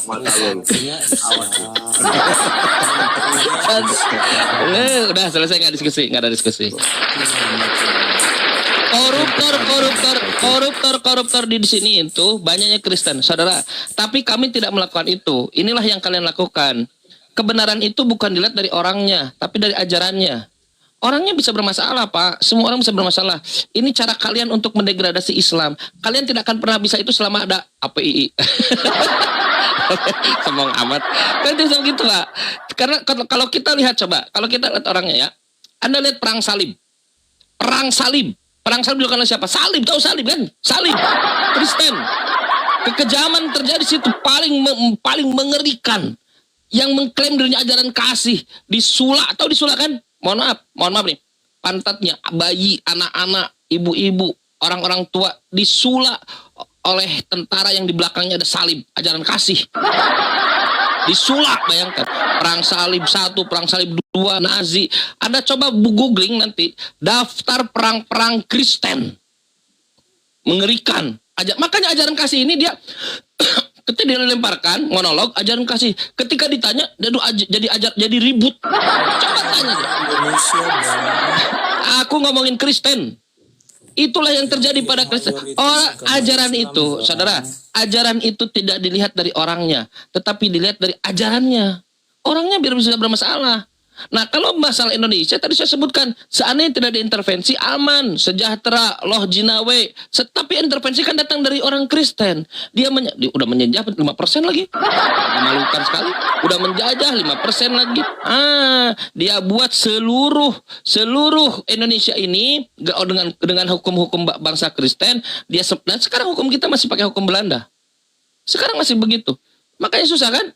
Kita susah maju karena Kristen tidak bisa ngitung 1 tambah 1 tambah 1. Bagaimana bisa maju Indonesia ini? Kita Indonesia ini tidak bisa maju selama masih ada tumor yang 5%. Harusnya tumor 5% ini nggak ada, harusnya selesai sehat. Harus kita sehatkan. Itu karena apa? Karena tidak bisa berhitung 1 tambah 1 tambah 1 sama dengan 3. Karena mungkin nggak bisa tambahan mungkin yang Bang. Jadi Itu pinter. Yesus Tuhan. Nggak boleh terbalik ya. Harus Bapak dulu. Ya boleh kan Yesus dulu? Nggak boleh. Bapak dulu. Atas nama Yesus Bapak. Nggak boleh. Nggak setara. Bapak Tuhan, Yesus Tuhan, Roh Kudus Tuhan. Ada berapa Tuhan? Ada 1 Tuhan, Kang Chan dan El Kiper. Selesai ya. Kita kasih kesempatan teman yang lain Pak ya. Sudah ya. Kita kasih kesempatan teman. Pak, saya sudah menunjukkan penyebab bangsa Indonesia ini bermasalah dari tumor yang 5% itu. Mereka tidak makanya amanatnya apoteknya mengatakan mencerdaskan kehidupan bangsa. Kami dihadir di sini untuk memberikan obat kepada supaya tumornya bisa hilang. Syukur-syukur tahun depan jadi 2%. Sakit Bang ada tumor itu, kasihan tumor. Tuhan jadi manusia. Tuhan jadi manusia ya. Lalu kalau misalnya dia kebelet ke air ke kamar mandi, itu kamar mandi itu tuh, tahu lihat di sana di atas tuh, di atas. Ada salib, di depannya ada manusia lagi begini kan? Terus dia pakai kolor, itu Tuhan. Artinya Islam. Sedikit sebentar. Aku menambahkan. Korupsi. Sabar. Orang Kristen Sedikit. Sabar. Gini sedikit ya. Bukti rusak negara ini gara-gara Oten apa? Tidak cerdas. 1. Saya sudah mengajukan kepada Bapak Presiden. Pak Presiden melalui Menteri Pendidikan dan Kebudayaan. Ketika anak saya sekolah di negeri, kebetulan guru bahasa Indonesianya orang Kristen. Orang Kristen nih. Nah, anak saya bertanya, anaknya masih SD. Bu, mau tanya Bu, kekal itu apa artinya Bu? Kekal itu tetap tidak berubah selama-lamanya. Oh iya Bu ya. Kekal itu tidak berubah. Iya, abadi. Kekal itu abadi. Oh gitu ya Bu ya. Bu, apakah kekal itu termasuk tidak mati Bu? Tidak tidak mati kekal Oh gitu ya Bu ya. Terus saya mau tanya Bu, ini kan gurunya orang Kristen. Saya mau tanya Bu, apakah Tuhannya orang Kristen itu kekal Bu? Oh kekal kekal dia Coba enggak pening, rusak kan? Rusak. Makanya aku bilang Pak Presiden, jangan Bapak memberikan makan gratis untuk mencerdaskan anak bangsa, tapi guru bahasa Indonesia rusak anak kita gara-gara Oten. Yang tadinya kekal tidak mati, giliran ditanya tentang Tuhannya kekal katanya. Apa enggak pening anak kita? Pening kan? Itu salah satu bukti rusak negara ini. Makanya sebenarnya kalau kita ini mau diskusi sama Oten ini, jangan lagi sama pendeta lah, guru bahasa Indonesia lah. Guru bahasa Indonesia, cocoknya diskusi ya. Rusak kita semua. Hati-hati kalian, coba nggak percaya, tanyalah. Bicara apa nggak bingung anak tuh? Bu, kekal itu tidak mati ya Bu? Iya tidak mati kekal itu tidak mati, tidak pernah mati kekal itu Baru anak itu tanya, karena Tuhan Kristen mati. Bu, Tuhan Kristen itu kekal. Oh iya kekal katanya. Nggak pening kita. Itu lautan rusak kan? Mati. Lanjut. Silakan, mau mode apa lagi? Enggak. Ya Bang Jibril. Izin menjawab kalau pertanyaannya tadi pertanyaannya gimana? Bang AB 910. RT-nya Kristen katanya Bang Jibril. Gimana? Yang menjajah Indonesia siapa? Islam atau Kristen? Enggak, tadi dia bilang kayaknya Muslim. RT-nya Kristen. Iya RT-nya Muslim, Islam. RW-nya Islam. Menterinya Islam, presidennya Islam, tapi kok negaranya miskin? Iya. Oke. Kalau kita lihat dari statistiknya ya, kalau berdasarkan PDB itu keseimbangan kemampuan berbelanja, Indonesia itu tahun 2026 ini nomor 7 dari seluruh dunia. Habis itu berdasarkan PDB nominal, PDB itu ekonomi berdasarkan nilai tukar pasar ya, itu kita di nomor 17. Dan negara di dunia ini ada 195 ya, ingat ya. Jadi PDB kita nomor 7, PDB untuk tukar pasar saat ini itu kita ke-17. Tapi untuk per kapitanya kita nomor 108. Jadi kalau kolektifnya dari 3 ini kita itu Indonesia adalah salah satu yang terkaya dan terkuat di dunia, top 10. Namun secara individu rakyatnya, tingkat kemakmuran rata-ratanya masih berada di papan tengah global. Jadi di tengah global ya. Jadi nggak miskin. Tapi yang menarik ya kalau kita lihat, 5 negara miskin paling miskin di dunia itu Sudan Selatan, Burundi, Malawi, Afrika Tengah sama Madagaskar. Sudan Selatan sekitar 60% penduduk beragama Kristen, sisanya Katolik. Burundi itu 90% Kristen. Malawi itu 77% Kristen. Afrika Tengah 89 Kristen. Madagaskar itu 100% Kristen. Jadi kalau nggak mau di sini pindah aja tuh ke mayoritas Kristen. Paling miskin. Kena hancur lah. Ya gila. Waduh mah. Tapi seandainya gini loh. Seandainya hukum Al-Quran itu dijalankan ya di surah Al-Maidah 38. Adapun orang laki-laki maupun perempuan yang mencuri, potonglah tangan keduanya sebagai balasan. Seandainya itu dijalankan, maka negara ini pasti makmur. Tetapi siapa yang menghilangkan? Oten, karena termasuk hukum Taurat. Hukum Taurat hilangkan Oten, makanya hancur. Coba Cina nggak korupsi, coba. Mewah, gara-gara Oten juga lah. Akibat mencuri kan? Nah itulah dia. Kau manusia, kau bisa melakukan segala sesuatu yang diperintahkan Bapak. Nggak ada urusan bapak di sini. Bapak lagi pergi jualan. Segala urusan bapak pula kau. Mendengarkan bahasa orang tua. Apa orang tua? Nggak ada urusan bapak. Sebab orang tua Bapak itu siapa? adalah laki dua. Kenapa? Kau tidak Bapak terima siapa yang kau bahas orang nih? tua biar bicara seperti begini. Hah? Kau tidak terima gitu. Hei, apa? Masalah kau apa ini sekarang? Ya masalah saya kau tidak mendengarkan Bapak gitu. Ngapain kau dengarkan bapak kau? Nggak aja kau. Pikir aja kau sana bapak kau nih. Gila kau ya. Gambaran saja. Udah bisa kau cari bapak kau. Pergi cari bapak kau sana. Lanjut Kang. Itu betulan ditembak tadi Bang. Bapak sebentar ditanya dulu kenapa itu negara-negara Kristen pada miskin bukannya Tuhannya udah datang? Bang, ini ngomongin Indonesia Bang. Yang katanya agamanya religi gitu loh. Sejak kapan Indonesia? Sejak kapan Indonesia negara Islam, Bang? Ah betul. Sabunyi aja. Indonesia agama religi Bang. Selesailah Pak Abes, Anda sebenarnya nggak ada habis waktu kita. Jadi teman-teman sekalian, gini standarnya ya. Kalau ingin melihat ajaran itu, jangan melihat orangnya. Loh, Yesus aja miskin. Yesus miskin. Anda buka tafsir Matthew Henry, dia harus berusaha untuk bekerja keras untuk hidup. Bayangkan, Tuhan macam apa begitu. Nah, tapi kan dilihat tidak begitu. Yang dilihat adalah apa yang diajarkan. Iman katanya miskin. Iman katanya miskin. Nanti saya tunjukkan. Anda bukan nanti Matthew Henry. Di data nomor lupa saya. Nanti kita Taping tuh Bang. Yesus katanya Islam. Iya. Burung punya sarang, sedangkan anak manusia apa gitu itu. Oh iya betul. Bang ada yang taping itu Yesus Islam Bang. Iya betul Yesus Islam. Betul gimananya Bang? Kok bisa? Oke, sekarang kita lihat dari ucapan Yesus. Anda buka Yohanes pasal 14 nomor 27. Apa kata Yesus? Saudara, Anda bertanya, saya jawab. Saudara, bukan begitu cara berdiskusi. Diskusi Anda bertanya, saya jawab. Saya bertanya, Anda jawab. Itu cara berdiskusi bekerja. Kalau Anda begitu berarti Anda sedang tidak. Anda silakan saja Anda cari tempat pargo itu apa. Masuk ke room Kristen. Insya Allah Anda tidak akan bisa dapatkan kenikmatan diskusi.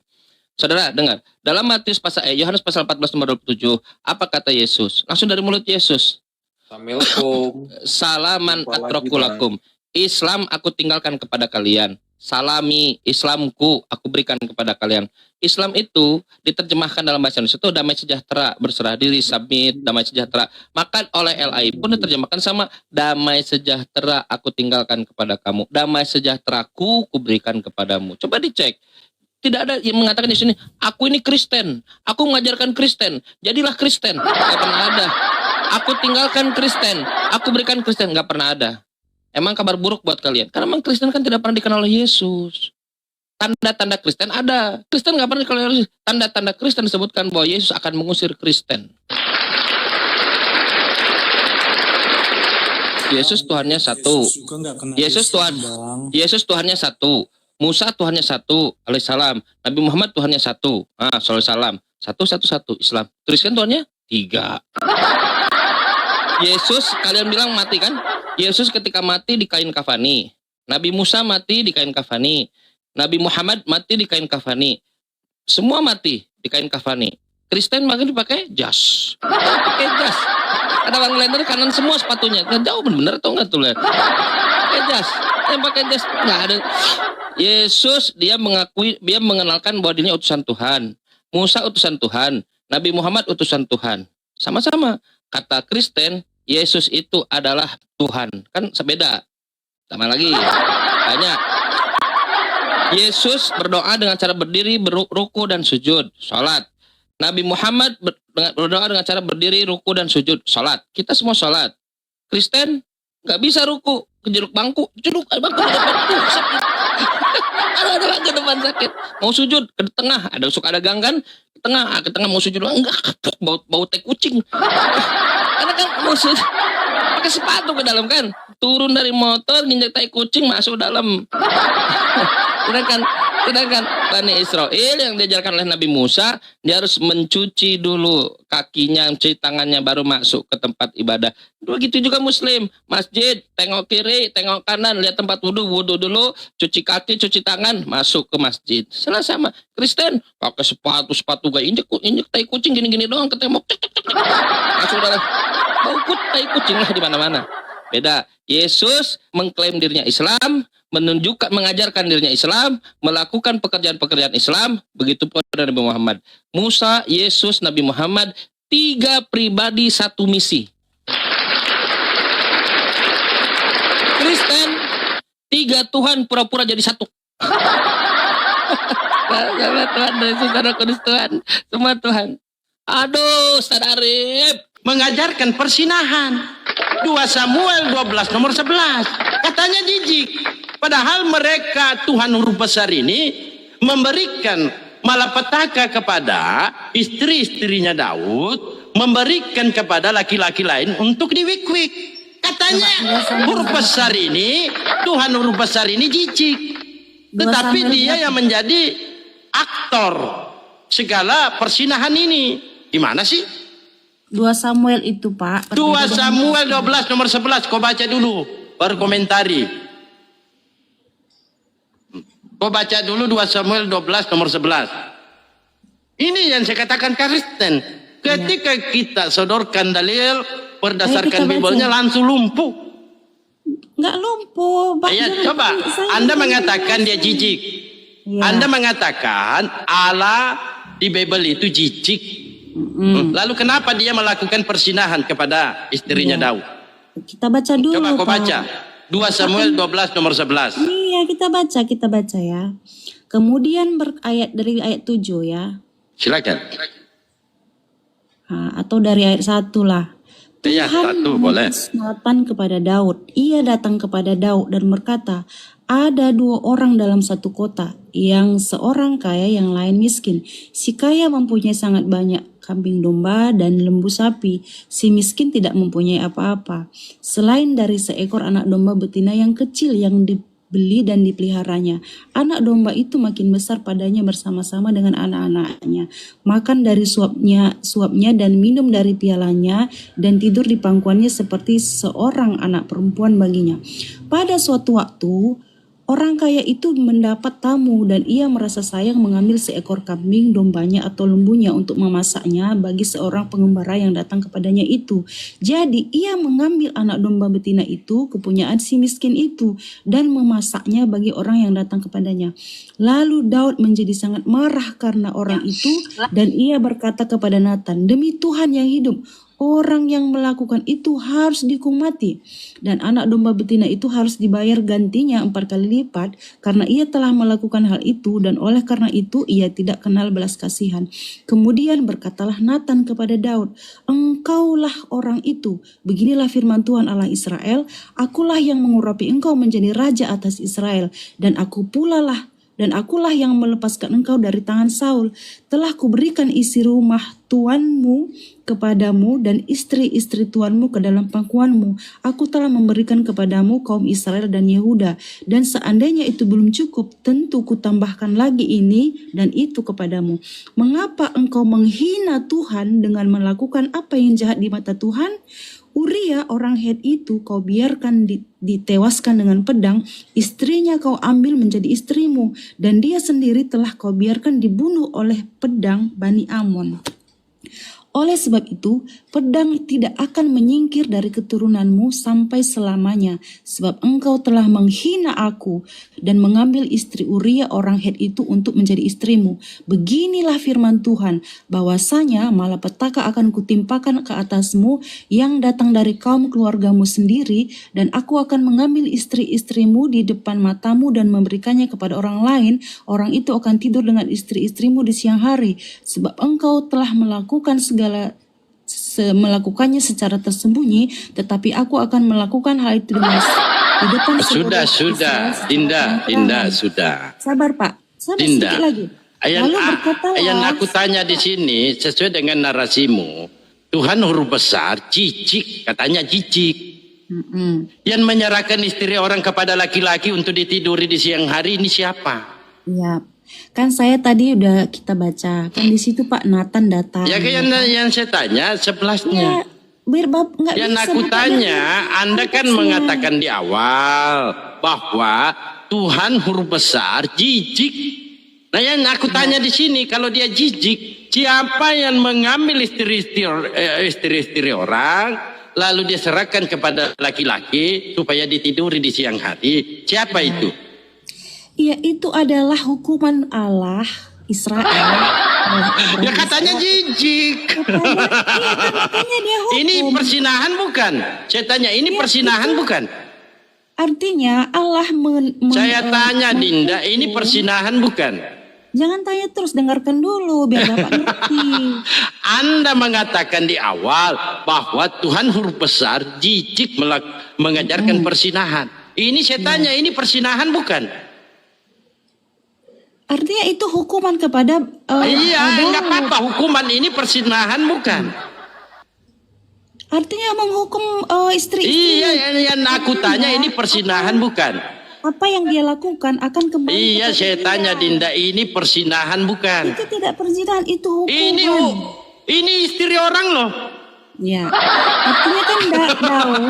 Ini istri orang. Sabar ya, saya dasarkan. Tunggu dulu, saya dasarkan dari Imamat 20 nomor 10. Bila seorang laki-laki berzina dengan istri orang lain, pastilah dihukum mati. Nah, sedangkan Daud yang dihukum mati itu adalah anaknya hasil yang zina. Anak hasil zina yang dibunuh, bukan Daudnya, kakek Tuhan. Kakek Tuhan ini enak, dia mentang-mentang cucunya Tuhan, melakukan seenak jidat dia. Coba baca ya kan? ayat Sabar dulu Dinda. Ya, dan kedua, saya pikir istri-istrinya Daud ini akan ditimpakan malapetaka. Malapetaka itu apa? Contoh mungkin tiba-tiba dia mendapatkan penyakit yang tidak bakalan sembuh sampai dia meninggal. Nah ternyata bukan malapetaka Dinda. Yang diberikan oleh Tuhan huruf besar kepada istri-istrinya Daud ini adalah malah enak. Betul enggak? Di dalam 2 Samuel 12 nomor 11. Ini bukan malapetaka, ini malah enak. Betul enggak? Ya. Betul enggak ini malah enak? Ya, jangan cabul otaknya Pak, kita diskusi. Itu hanya cabul kok. Bukan saya yang cabul Dinda, Tuhan huruf besar yang cabul, bukan aku. Ya, jangan cabul otaknya, kita diskusi agama. Iya, Bimbelnya cabul gimana sih? Kau larang saya bahas cabul, kau larang otak saya berbicara cabul. Tetapi kitab yang saya bahas ini kitab cabul Dinda. Gimana sih? Ya, boleh kita baca. Ini yang aku tanya Dindaku, yang aku tanya, yang mengambil istri orang lalu memberikan kepada laki-laki lain dan laki-laki itu meniduri di depan suaminya.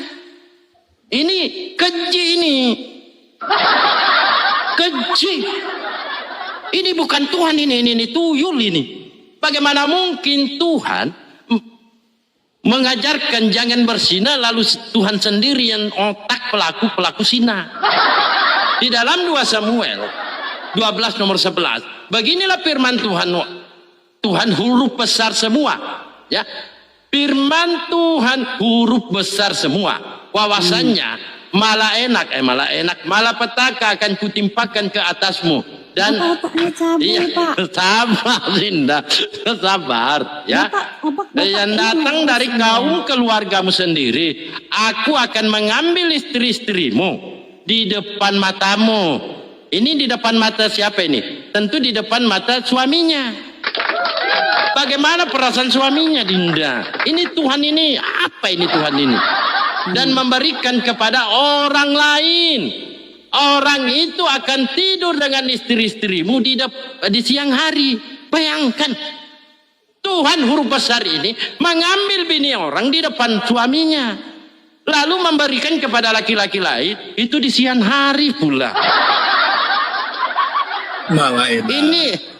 Ini bukan malapetaka ini namanya malah enak. Betul nggak, Dinda? Oke, udah Pak. Ya silakan. Ya. Itu keluarga Tuhan ya, Bandel Bu. Diskusi Kakeknya Tuhan ini. Yesus ya. Ini kakek Tuhan. Jangan panas Pak, saya tahu Bapak panas. Enggak Pak, siapa yang tidak panas Bang? Kak, ini siang hari loh, berhubungan pasti panas. Betul nggak? Saya tahu Pak, saya tahu hati nurani kamu panas. Jelas di sini Allah Israel menimpakan malapetaka. Ya, artinya dia melakukan hubur tabur tuai, Pak. Apa yang kamu lakukan tersembunyi, Tuhan akan melakukannya, menghukum dia sebagai hukuman kepada Daud. Nah, ayat 13 lalu apa kata Daud? Lalu berkatalah Daud kepada Nathan, aku sudah berdosa kepada Tuhan, dan Nathan berkata kepada Daud, Tuhan telah menjauhkan dosamu itu, engkau tidak akan mati. Nah, artinya begini, Pak. Daud ini Dia kan jelaskan dulu. Tanggapi dulu ya, katamu Sabar. Semua besar biji tentang sabar. Kakek Yesus nih, aduh. Sabar Bang, baby, sabar. Dia sudah mau ini. Jangan dikeroyok dong. Enggak ada yang keroyok, biasalah perempuan di Kristen itu biasa dikeroyok. Ya, oke. 1 laki 2 perempuan, biasa itu. Jangan panas Pak ya, adem Pak. Oke. Panas lah Pak. Siapa yang tidak panas di siang hari hubungan gitu loh. Panas lah. Ya udah Pak, kita baca ayat 13 ya. Lalu berkatalah Daud kepada Nathan, aku sudah berdosa kepada Tuhan, dan Nathan berkata kepada Daud, Tuhan telah menjauhkan dosamu itu, engkau tidak akan mati. Artinya begini, Allah bangsa Israel ini, Allah Abraham, Ishak, Yakub, dia tetap memiliki belas kasihan kepada Daud karena dia sudah mengaku berdosa dan dia bertobat. Tetapi hukuman itu tetap berlaku sehingga anak yang dilahirkan itu akan mati. Coba dibaca ulang Dinda, dibaca ulang coba. Apakah kalau ada yang berzina anaknya yang dibunuh? Ini di Imamat 20 nomor 10, coba dibaca dulu. Tadi Anda ketampol lagi, kasihan juga sih kalau selalu ketampol. Kau baca coba Imamat 20 nomor 10, kau baca coba. Iya, Pak, Bapak kan tidak punya mengerti konteks. Iya, silakan dibaca supaya saya ngerti. Nah, sebagaimana ketika Yesus, orang kaya bertanya kepada Yesus, Yesus menjawab, jangan berzina. Di Imamat 20 nomor 10, coba. Jangan mentang-mentang kakek Tuhan melakukan seenaknya saja. Nggak boleh loh, mentang-mentang cucunya Tuhan. Aku baca dulu Imamat 20 nomor 10. Udah kita baca tadi. Jangan apa yang kamu baca? Di Imamat 20 nomor 10. Iya. Bila seorang laki-laki berzina dengan istri orang lain, pastilah dihukum mati. Betul? Nah, kenapa anaknya yang dibunuh? Iya, biar saya jelaskan. Ini kan bukan kita bahas. Bukan dijelaskan, dijawab. Iya, ini. Kenapa anak hasil zina yang dibunuh? Yang tidak tahu apa-apa. Dia bayi loh. Dia bayi. Masih merayap belum, masih digendong dia. Dia yang dibunuh. Padahal yang melakukan persinahan adalah Daud. Nah, yang aku tanya, berdasarkan Imamat 20 nomor 10, bila seorang laki-laki berzina dengan istri orang lain, pasti dibunuh. Ya, betul. Apakah Daud dibunuh? Tidak, karena dia bertobat. Makanya saya bilang. Jadi sini apa? Coba baca dulu Imamat 20:10. Baca dulu baru. Udah kita baca. Jangan ulang-ulang, Pak. Bapak kayak debat kusir jadinya. Bukan debat kusir, ini Tuhannya ini apa ya? Pilih kasih loh. Mentang-mentang Daud ini adalah kakek Tuhan, seenak-enaknya saja dia mengambil istri orang. Ini kakek Tuhan loh. Belum saya masuk ke tante Tuhan, omnya Tuhan. Bapak panik. Pokoknya panik lah aku. Siapa tidak panik? Anak kecil aja Tuhan bunuh. Ya kan? Coba dibaca Imamat 20 nomor 10. Apakah sudah benar atau kontradiksi? Karena di dalam Imamat 20, sabar tidak. Karena di dalam Imamat 20 nomor 10, bila seorang laki-laki berzina dengan istri orang lain, pastilah dibunuh. Nah ternyata bukannya pelaku zina yang dibunuh, melainkan Tuhan huruf besar ini menambahkan perzinahan. Betul enggak? Ya, oke. Alkitab Bapak itu kan tidak punya konteks. Kalau Alkitab kami ini dia Imamat 20:10 Dinda. Iya, untuk mengerti ayat itu harus kita baca kontekstual. Iya, silakan dibaca konteksnya. Nah, artinya hukuman bagi bangsa Israel pada masa itu adalah itu, yang berzina wajib mati, dihukum mati. Daud dari mana Daud? Di sini Daud kan itu. konteksnya. Daud dari mana? Sedang Ya Daud melakukan itu orang apa? sudah melakukan dosa. Oke, dengar dulu. Ya saya tanya Daud itu orang apa? Pak, kalau orang mau pinter dia harus. Iya, kalau orang mau pintar jujur modalnya. Iya, kalau Yang orang ditanya mau apa, dijawab apa. Di sini Imamat 20 nomor 10, apakah firman Tuhan ini hanya berlaku sementara atau gimana? Tidak, Pak. Artinya begini kan, Pak. Nah, supaya Bapak agak move on dikit ilmunya, coba dengarkan orang bernarasi, pahami. Jangan terus terus, oke? Nah, di sini konteksnya kan Daud sedang melakukan dosa, sudah melakukan dosa dan ditegur oleh Nabi Nathan, ya. Nah, lalu di situ si Daud sadar dan dia bertobat. Situ konteksnya, Pak. Dia bertobat. Jadi Allah kami itu, Pak, dia tetap Maha Kasih. Kalau kamu bertobat dan mengaku dosamu, ada pengampunan. Makanya di situ. Iya, Daud kalau tidak dia Maha Kasih, Dinda, kenapa anak kecil yang dia bunuh? Iya, itulah malapetaka itu. Iya, kenapa anaknya yang tidak pernah melakukan apa-apa dia yang dibunuh? Daud yang melakukan persinahan dibiarkan. Itu haknya Tuhan. Kok hanya Tuhan yang melakukan persinahan siapa? Itulah malapetaka yang melakukan persinahan siapa? Itu haknya Tuhan, Pak. Bukan bicara hak, karena dia berfirman. Bila seorang laki-laki berzina dengan istri orang, pasti dihukum mati. Yang dibunuh anak yang tidak tahu apa-apa. Iya, jalan belum, bicara belum, lalu dibunuh oleh Tuhan. Lalu kau katakan Tuhan Maha Kasih. Kasihnya di mana coba? Lalu ketika Yesus disalibkan diserupakan sama Isa. Saya nggak nanya Yesus disalib. Ini saya pertanyakan Tuhan huruf besar. Kalau Tuhan huruf besar mabok, lebih-lebih Tuhan huruf kecil maboknya. Lalu kenapa Tuhan ini Imamat 20 nomor 10, bila seorang laki-laki berzina dengan istri orang lain, pastilah dihukum mati. Nah ternyata yang dihukum itu anak yang tidak tahu apa-apa, belum mengerti apa-apa, belum melakukan apa-apa, tiba-tiba dia yang dihukum. Lalu yang Isa diserupakan itu dia nggak tahu. Saya nggak nanya Isa diserupakan, anu diserupakan. Saya nggak nanya itu. Ini yang kita bahas. Nah, kamu mengatakan Tuhan huruf besar itu Maha Kasih. Kasihnya di mana? Ya Tuhan, itu kan saya bilang. Ya kalau haknya Tuhan, kenapa dia mengeluarkan aturan bila seorang laki-laki ya berzina dengan istri orang lain pastilah dihukum mati. Kenapa dia tidak sabar dulu? Kenapa dia tidak berfirman bila seorang laki-laki berzina dengan istri orang lain ya anaknya akan kubunuh. Itu seharusnya, ini tidak. Pelaku zinanya akan dibunuh, tetapi kenyataannya anak yang tidak tahu apa-apa, umurnya baru seminggu, Dinda. Bayangkan, kejam kau punya Tuhan ini. Ayat 14. Bayangkan umur anak ini baru 1 minggu, tiba-tiba dibunuh oleh Tuhanmu.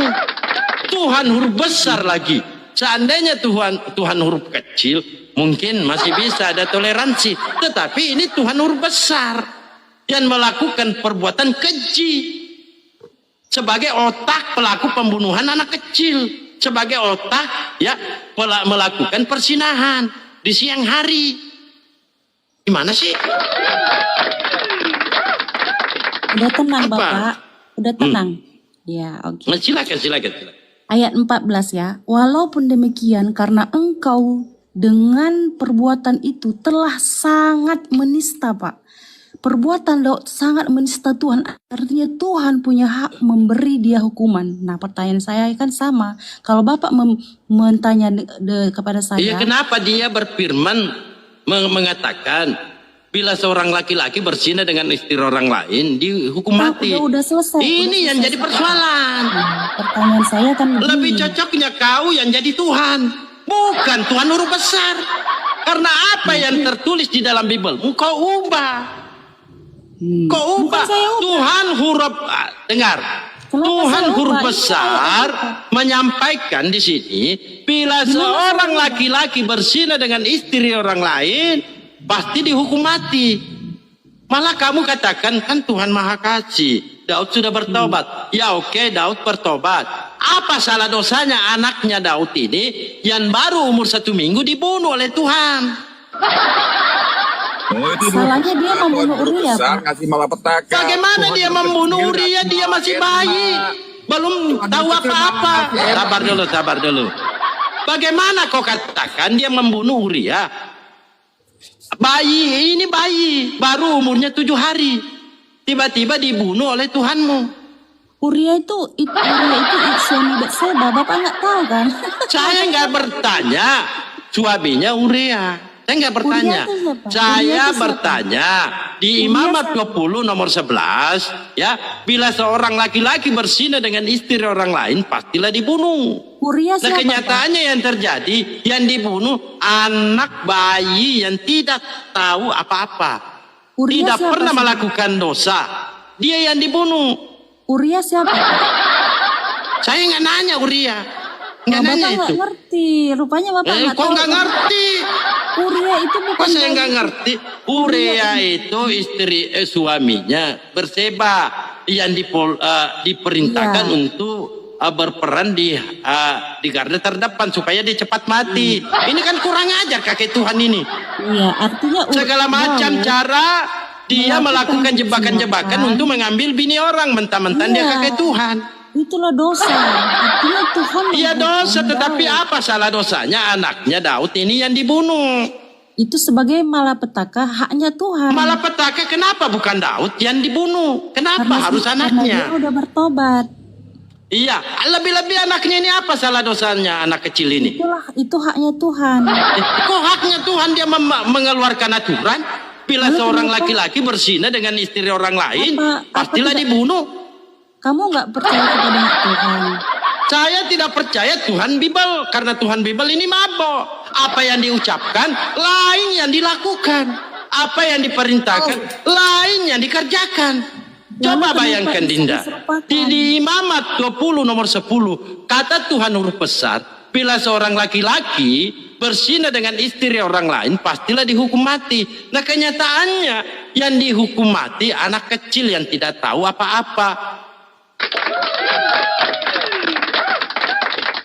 Ya, lalu kenapa tahu Isa apa-apa, itu diserupakan? Yang nyerupakan itu salah apa dia? Kita tidak berbicara diserupakannya atau tidaknya. Bukan di situ. Pak, di mana samanya ini sangat jauh berbeda. Di sini Tuhan huruf besar mengeluarkan aturan bila seorang laki-laki berzina dengan istri orang lain. Batseba itu istri orang lain bukan? Kenapa Isa itu diserupakan? Dia kan Kita nggak ke situ Dinda. Sama Enggak ke kasusnya situ, kalau enggak kamu jauh beda. Karena Masa kamu kau bilang sandingkan, kan masa kau sandingkan kitab porno dengan Al-Quran? Enggak nyambung. Enggak level. Nah, bukan panas. Imamat 20 nomor 10. Nggak bisa diam. Pertanyaanku Dinda, apa salah dosanya anaknya Daud sehingga dia yang menanggung perbuatan-perbuatan orang tuanya sampai dia dimatikan oleh Tuhan huruf besar? Apa salah yang diserupakan itu? Dia digantikan disebut. Saya tanyalah sekali, apa salah dosanya bayi ini dibunuh oleh Tuhan?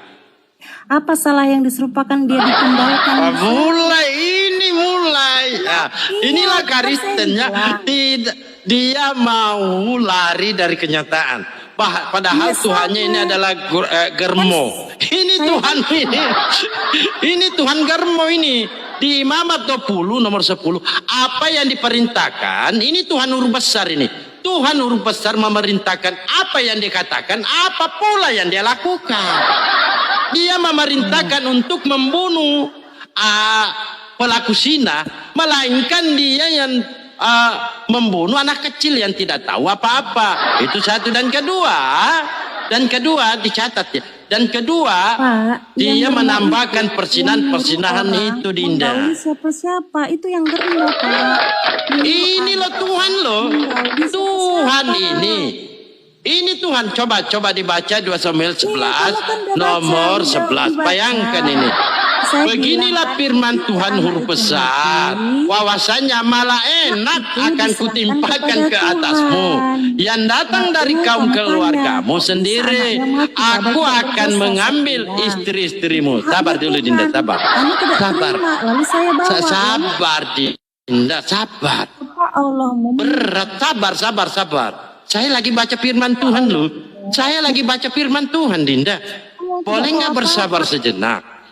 Ya, beginilah firman Tuhan, wawasannya malah enak, bukan malah petaka, malah enak. Kenapa saya katakan malah enak? Karena diberikan. Ini hukumannya, ini hukuman enak. Bisa-bisa laki-laki ini berdoa lagi kepada Tuhan huruf besar. Tuhan huruf besar, berikanlah kami malah enak lagi. Berikanlah kami malapetaka. Kenapa mereka meminta malapetaka? Karena hukumannya malah enak. Beginilah firman Tuhan huruf besar.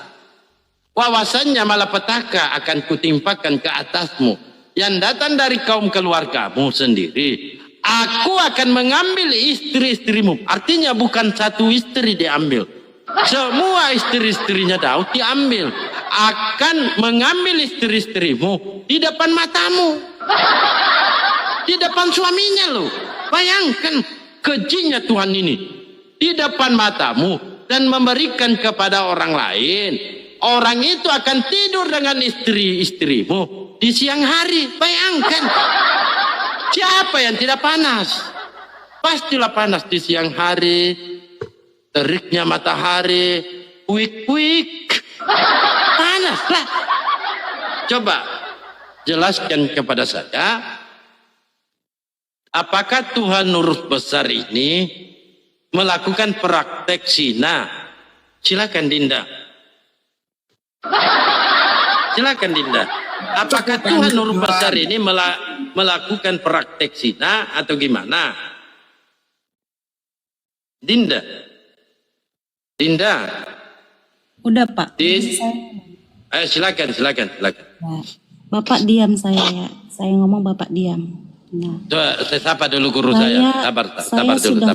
Assalamualaikum Kandito. Warahmatullahi wabarakatuh. Ada Kak Dito, alhamdulillah. Assalamualaikum Kang Dito, nih pastor saya nih, romo saya nih.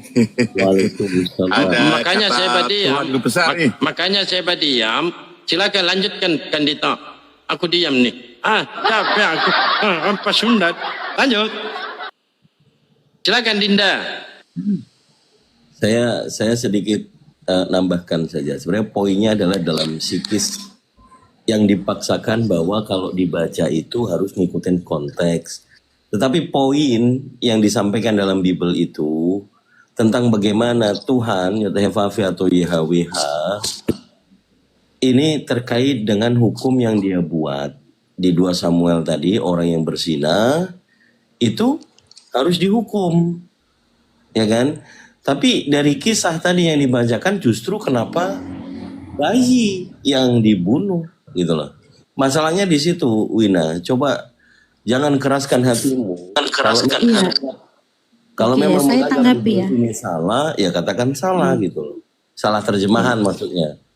Silakan. Ya, masalahnya gini Pak, saya tadi sudah menjelaskan bahwa itu haknya Tuhan, kan kenapa kalian memaksakan untuk saya menjawab. Nah, dia tidak terima, itu haknya Tuhan. Lalu saya tanya, kenapa yang ketika Yesus diselamatkan ada orang yang diserupakan?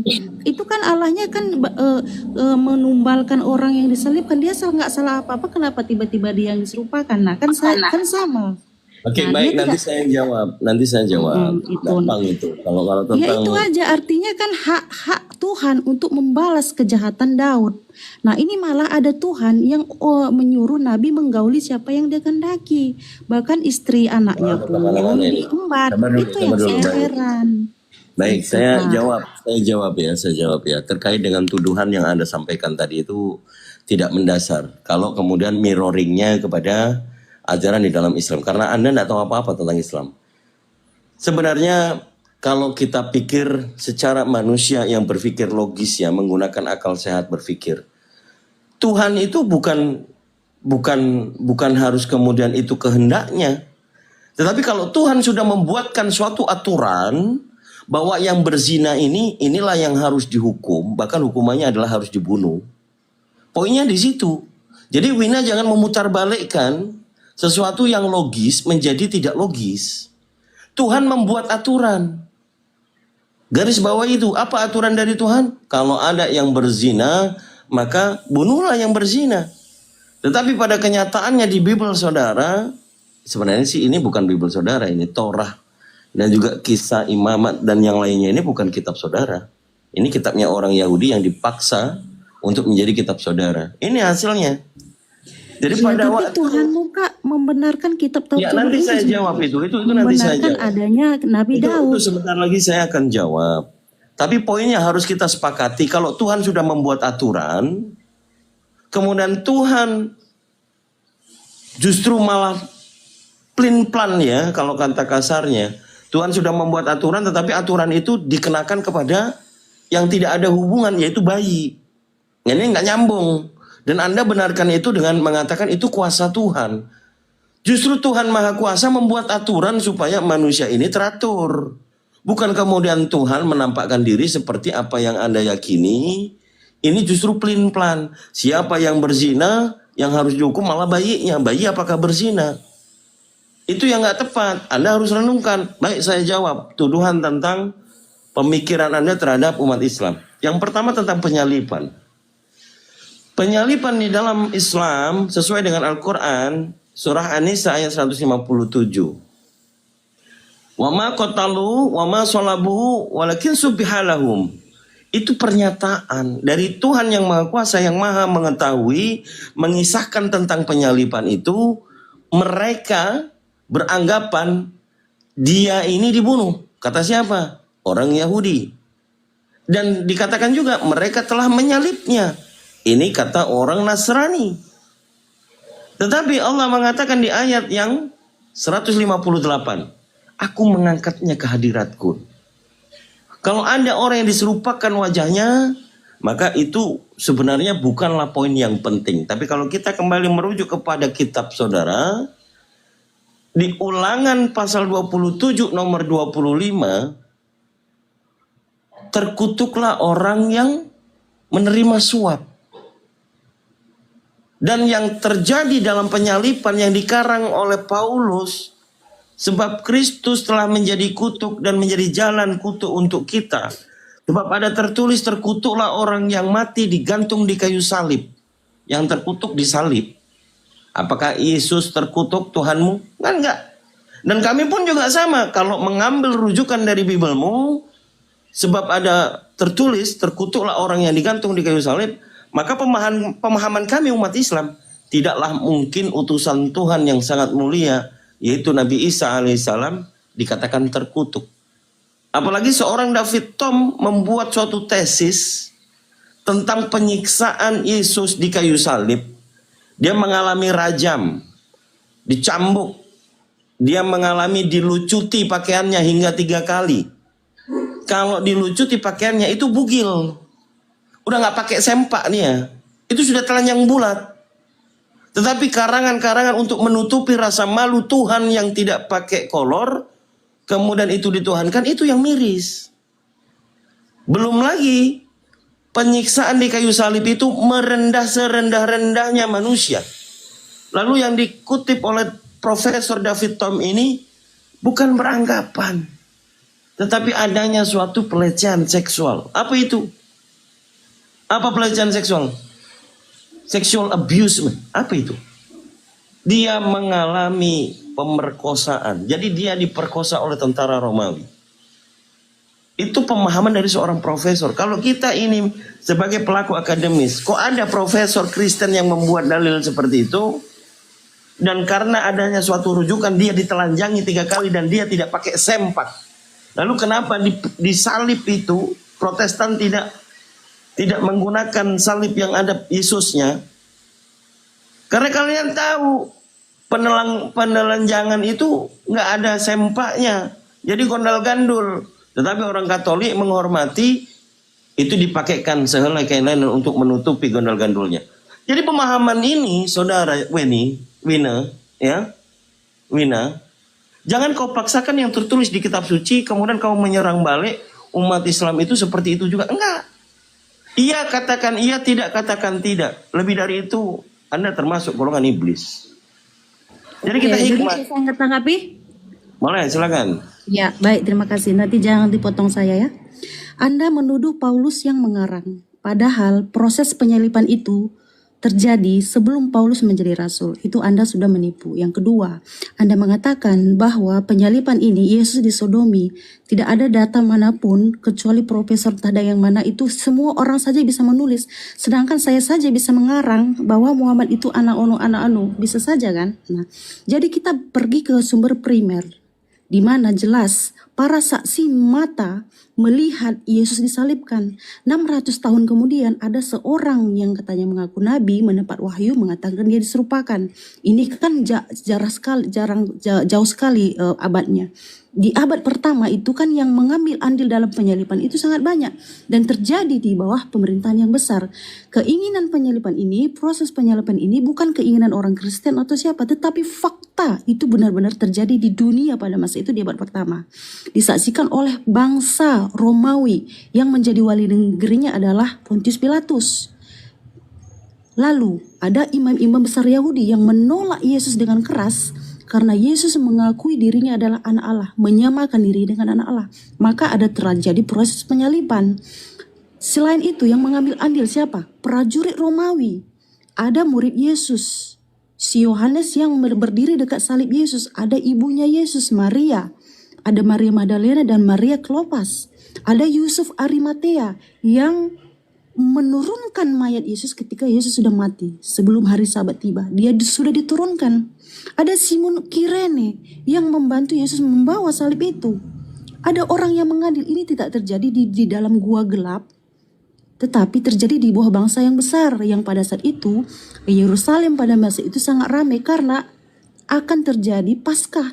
Jadi Yahudi yang berdiaspora dari berbagai bangsa datang ke Yerusalem untuk merayakan Paskah, menjelang Paskah itu. Oke? Nah, lalu Anda bilang di abad ke-7 ini mengatakan Yesus ini diserupakan. Lah, pertanyaan siapa? Saya. Siapa yang melihat dia diserupakan? Bagaimana proses penyerupaannya? Tidak ada saksi mata.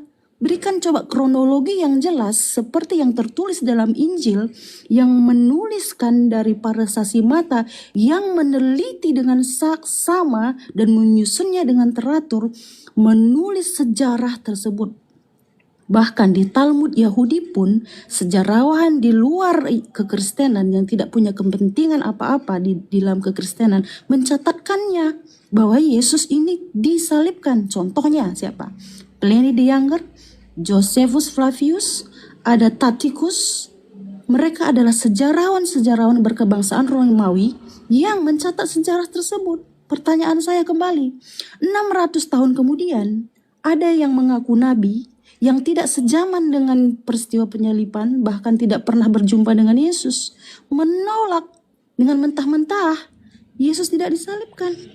Nah, pertanyaan saya juga maju, apakah yang mengaku nabi ini pernah membaca Taurat, Zabur, dan Injil? Katanya tidak, karena dia buta huruf.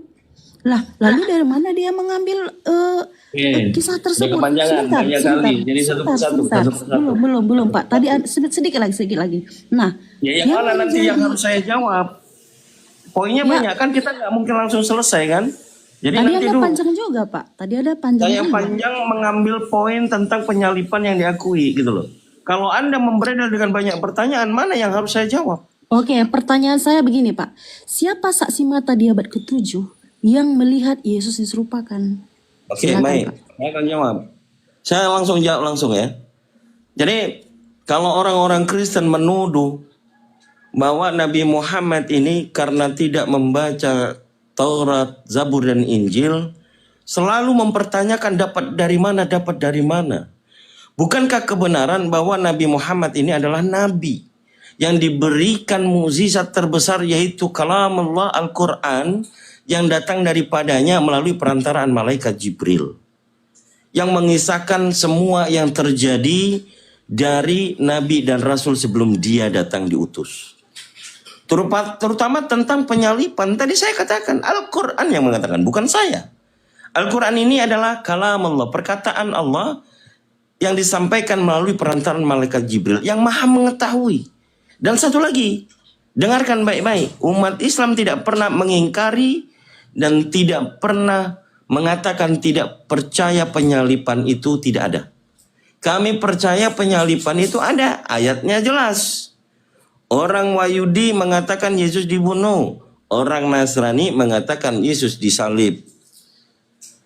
Penyalipan itu ada, tapi bukan Nabi Isa yang disalib, melainkan ada orang yang diserupakan.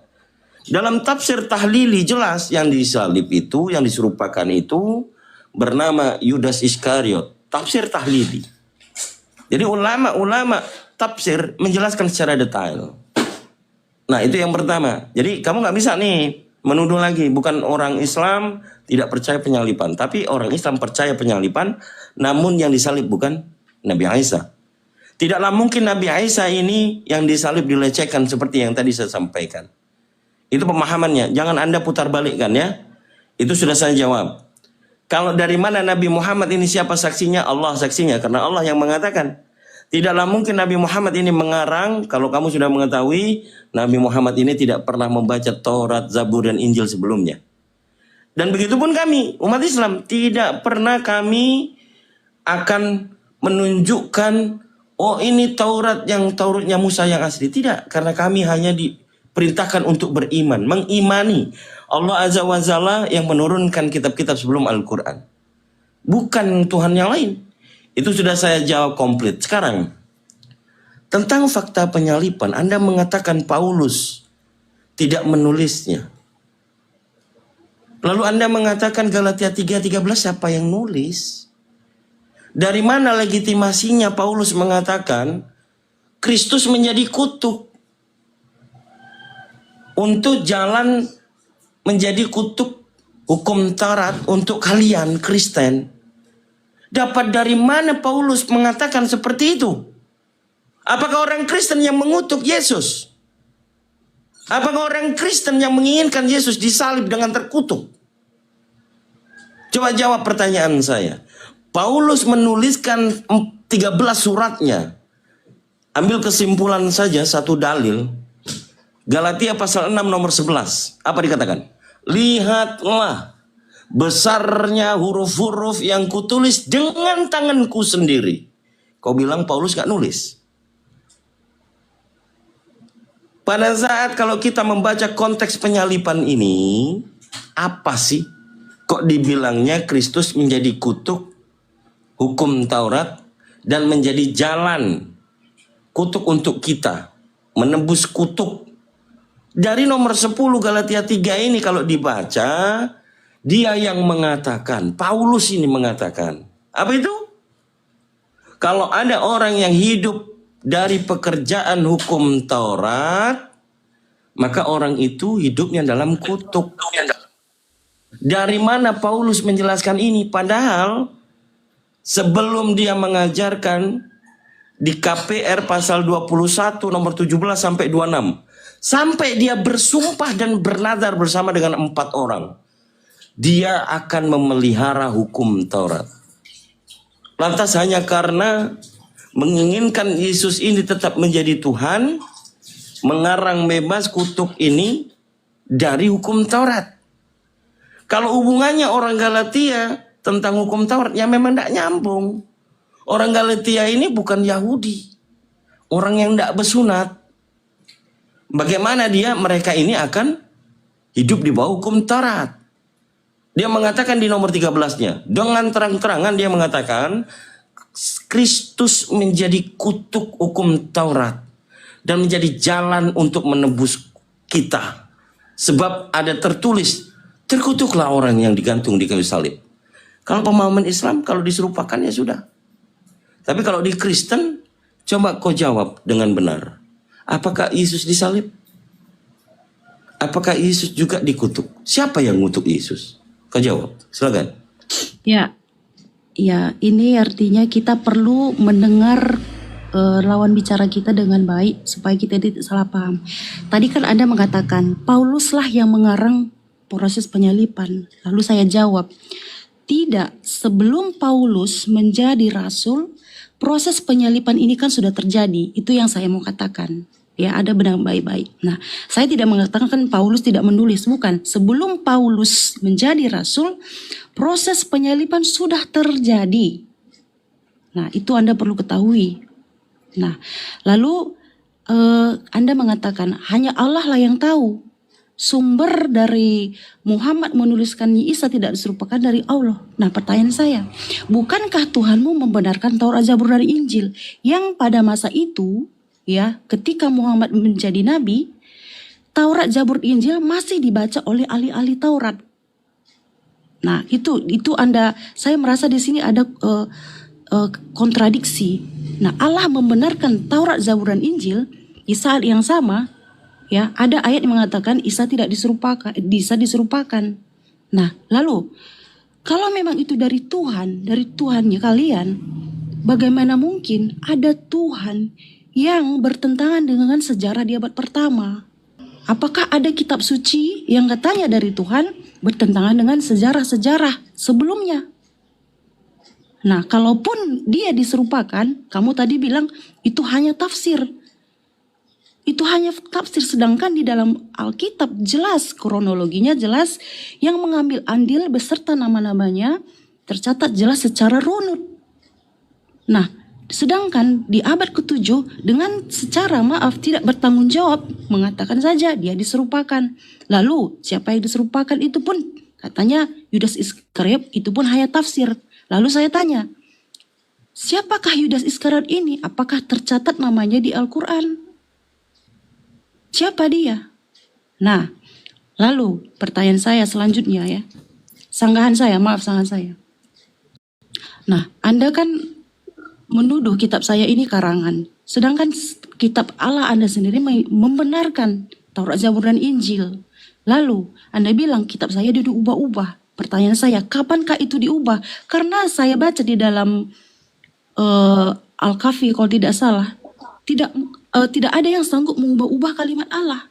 Lah, lalu kalian mengatakan itu hanya tertulis pada Al-Quran. Kamu tidak menjawab. Kamu hanya lari dari apa yang saya pertanyakan dan kamu nggak menjawab sama sekali.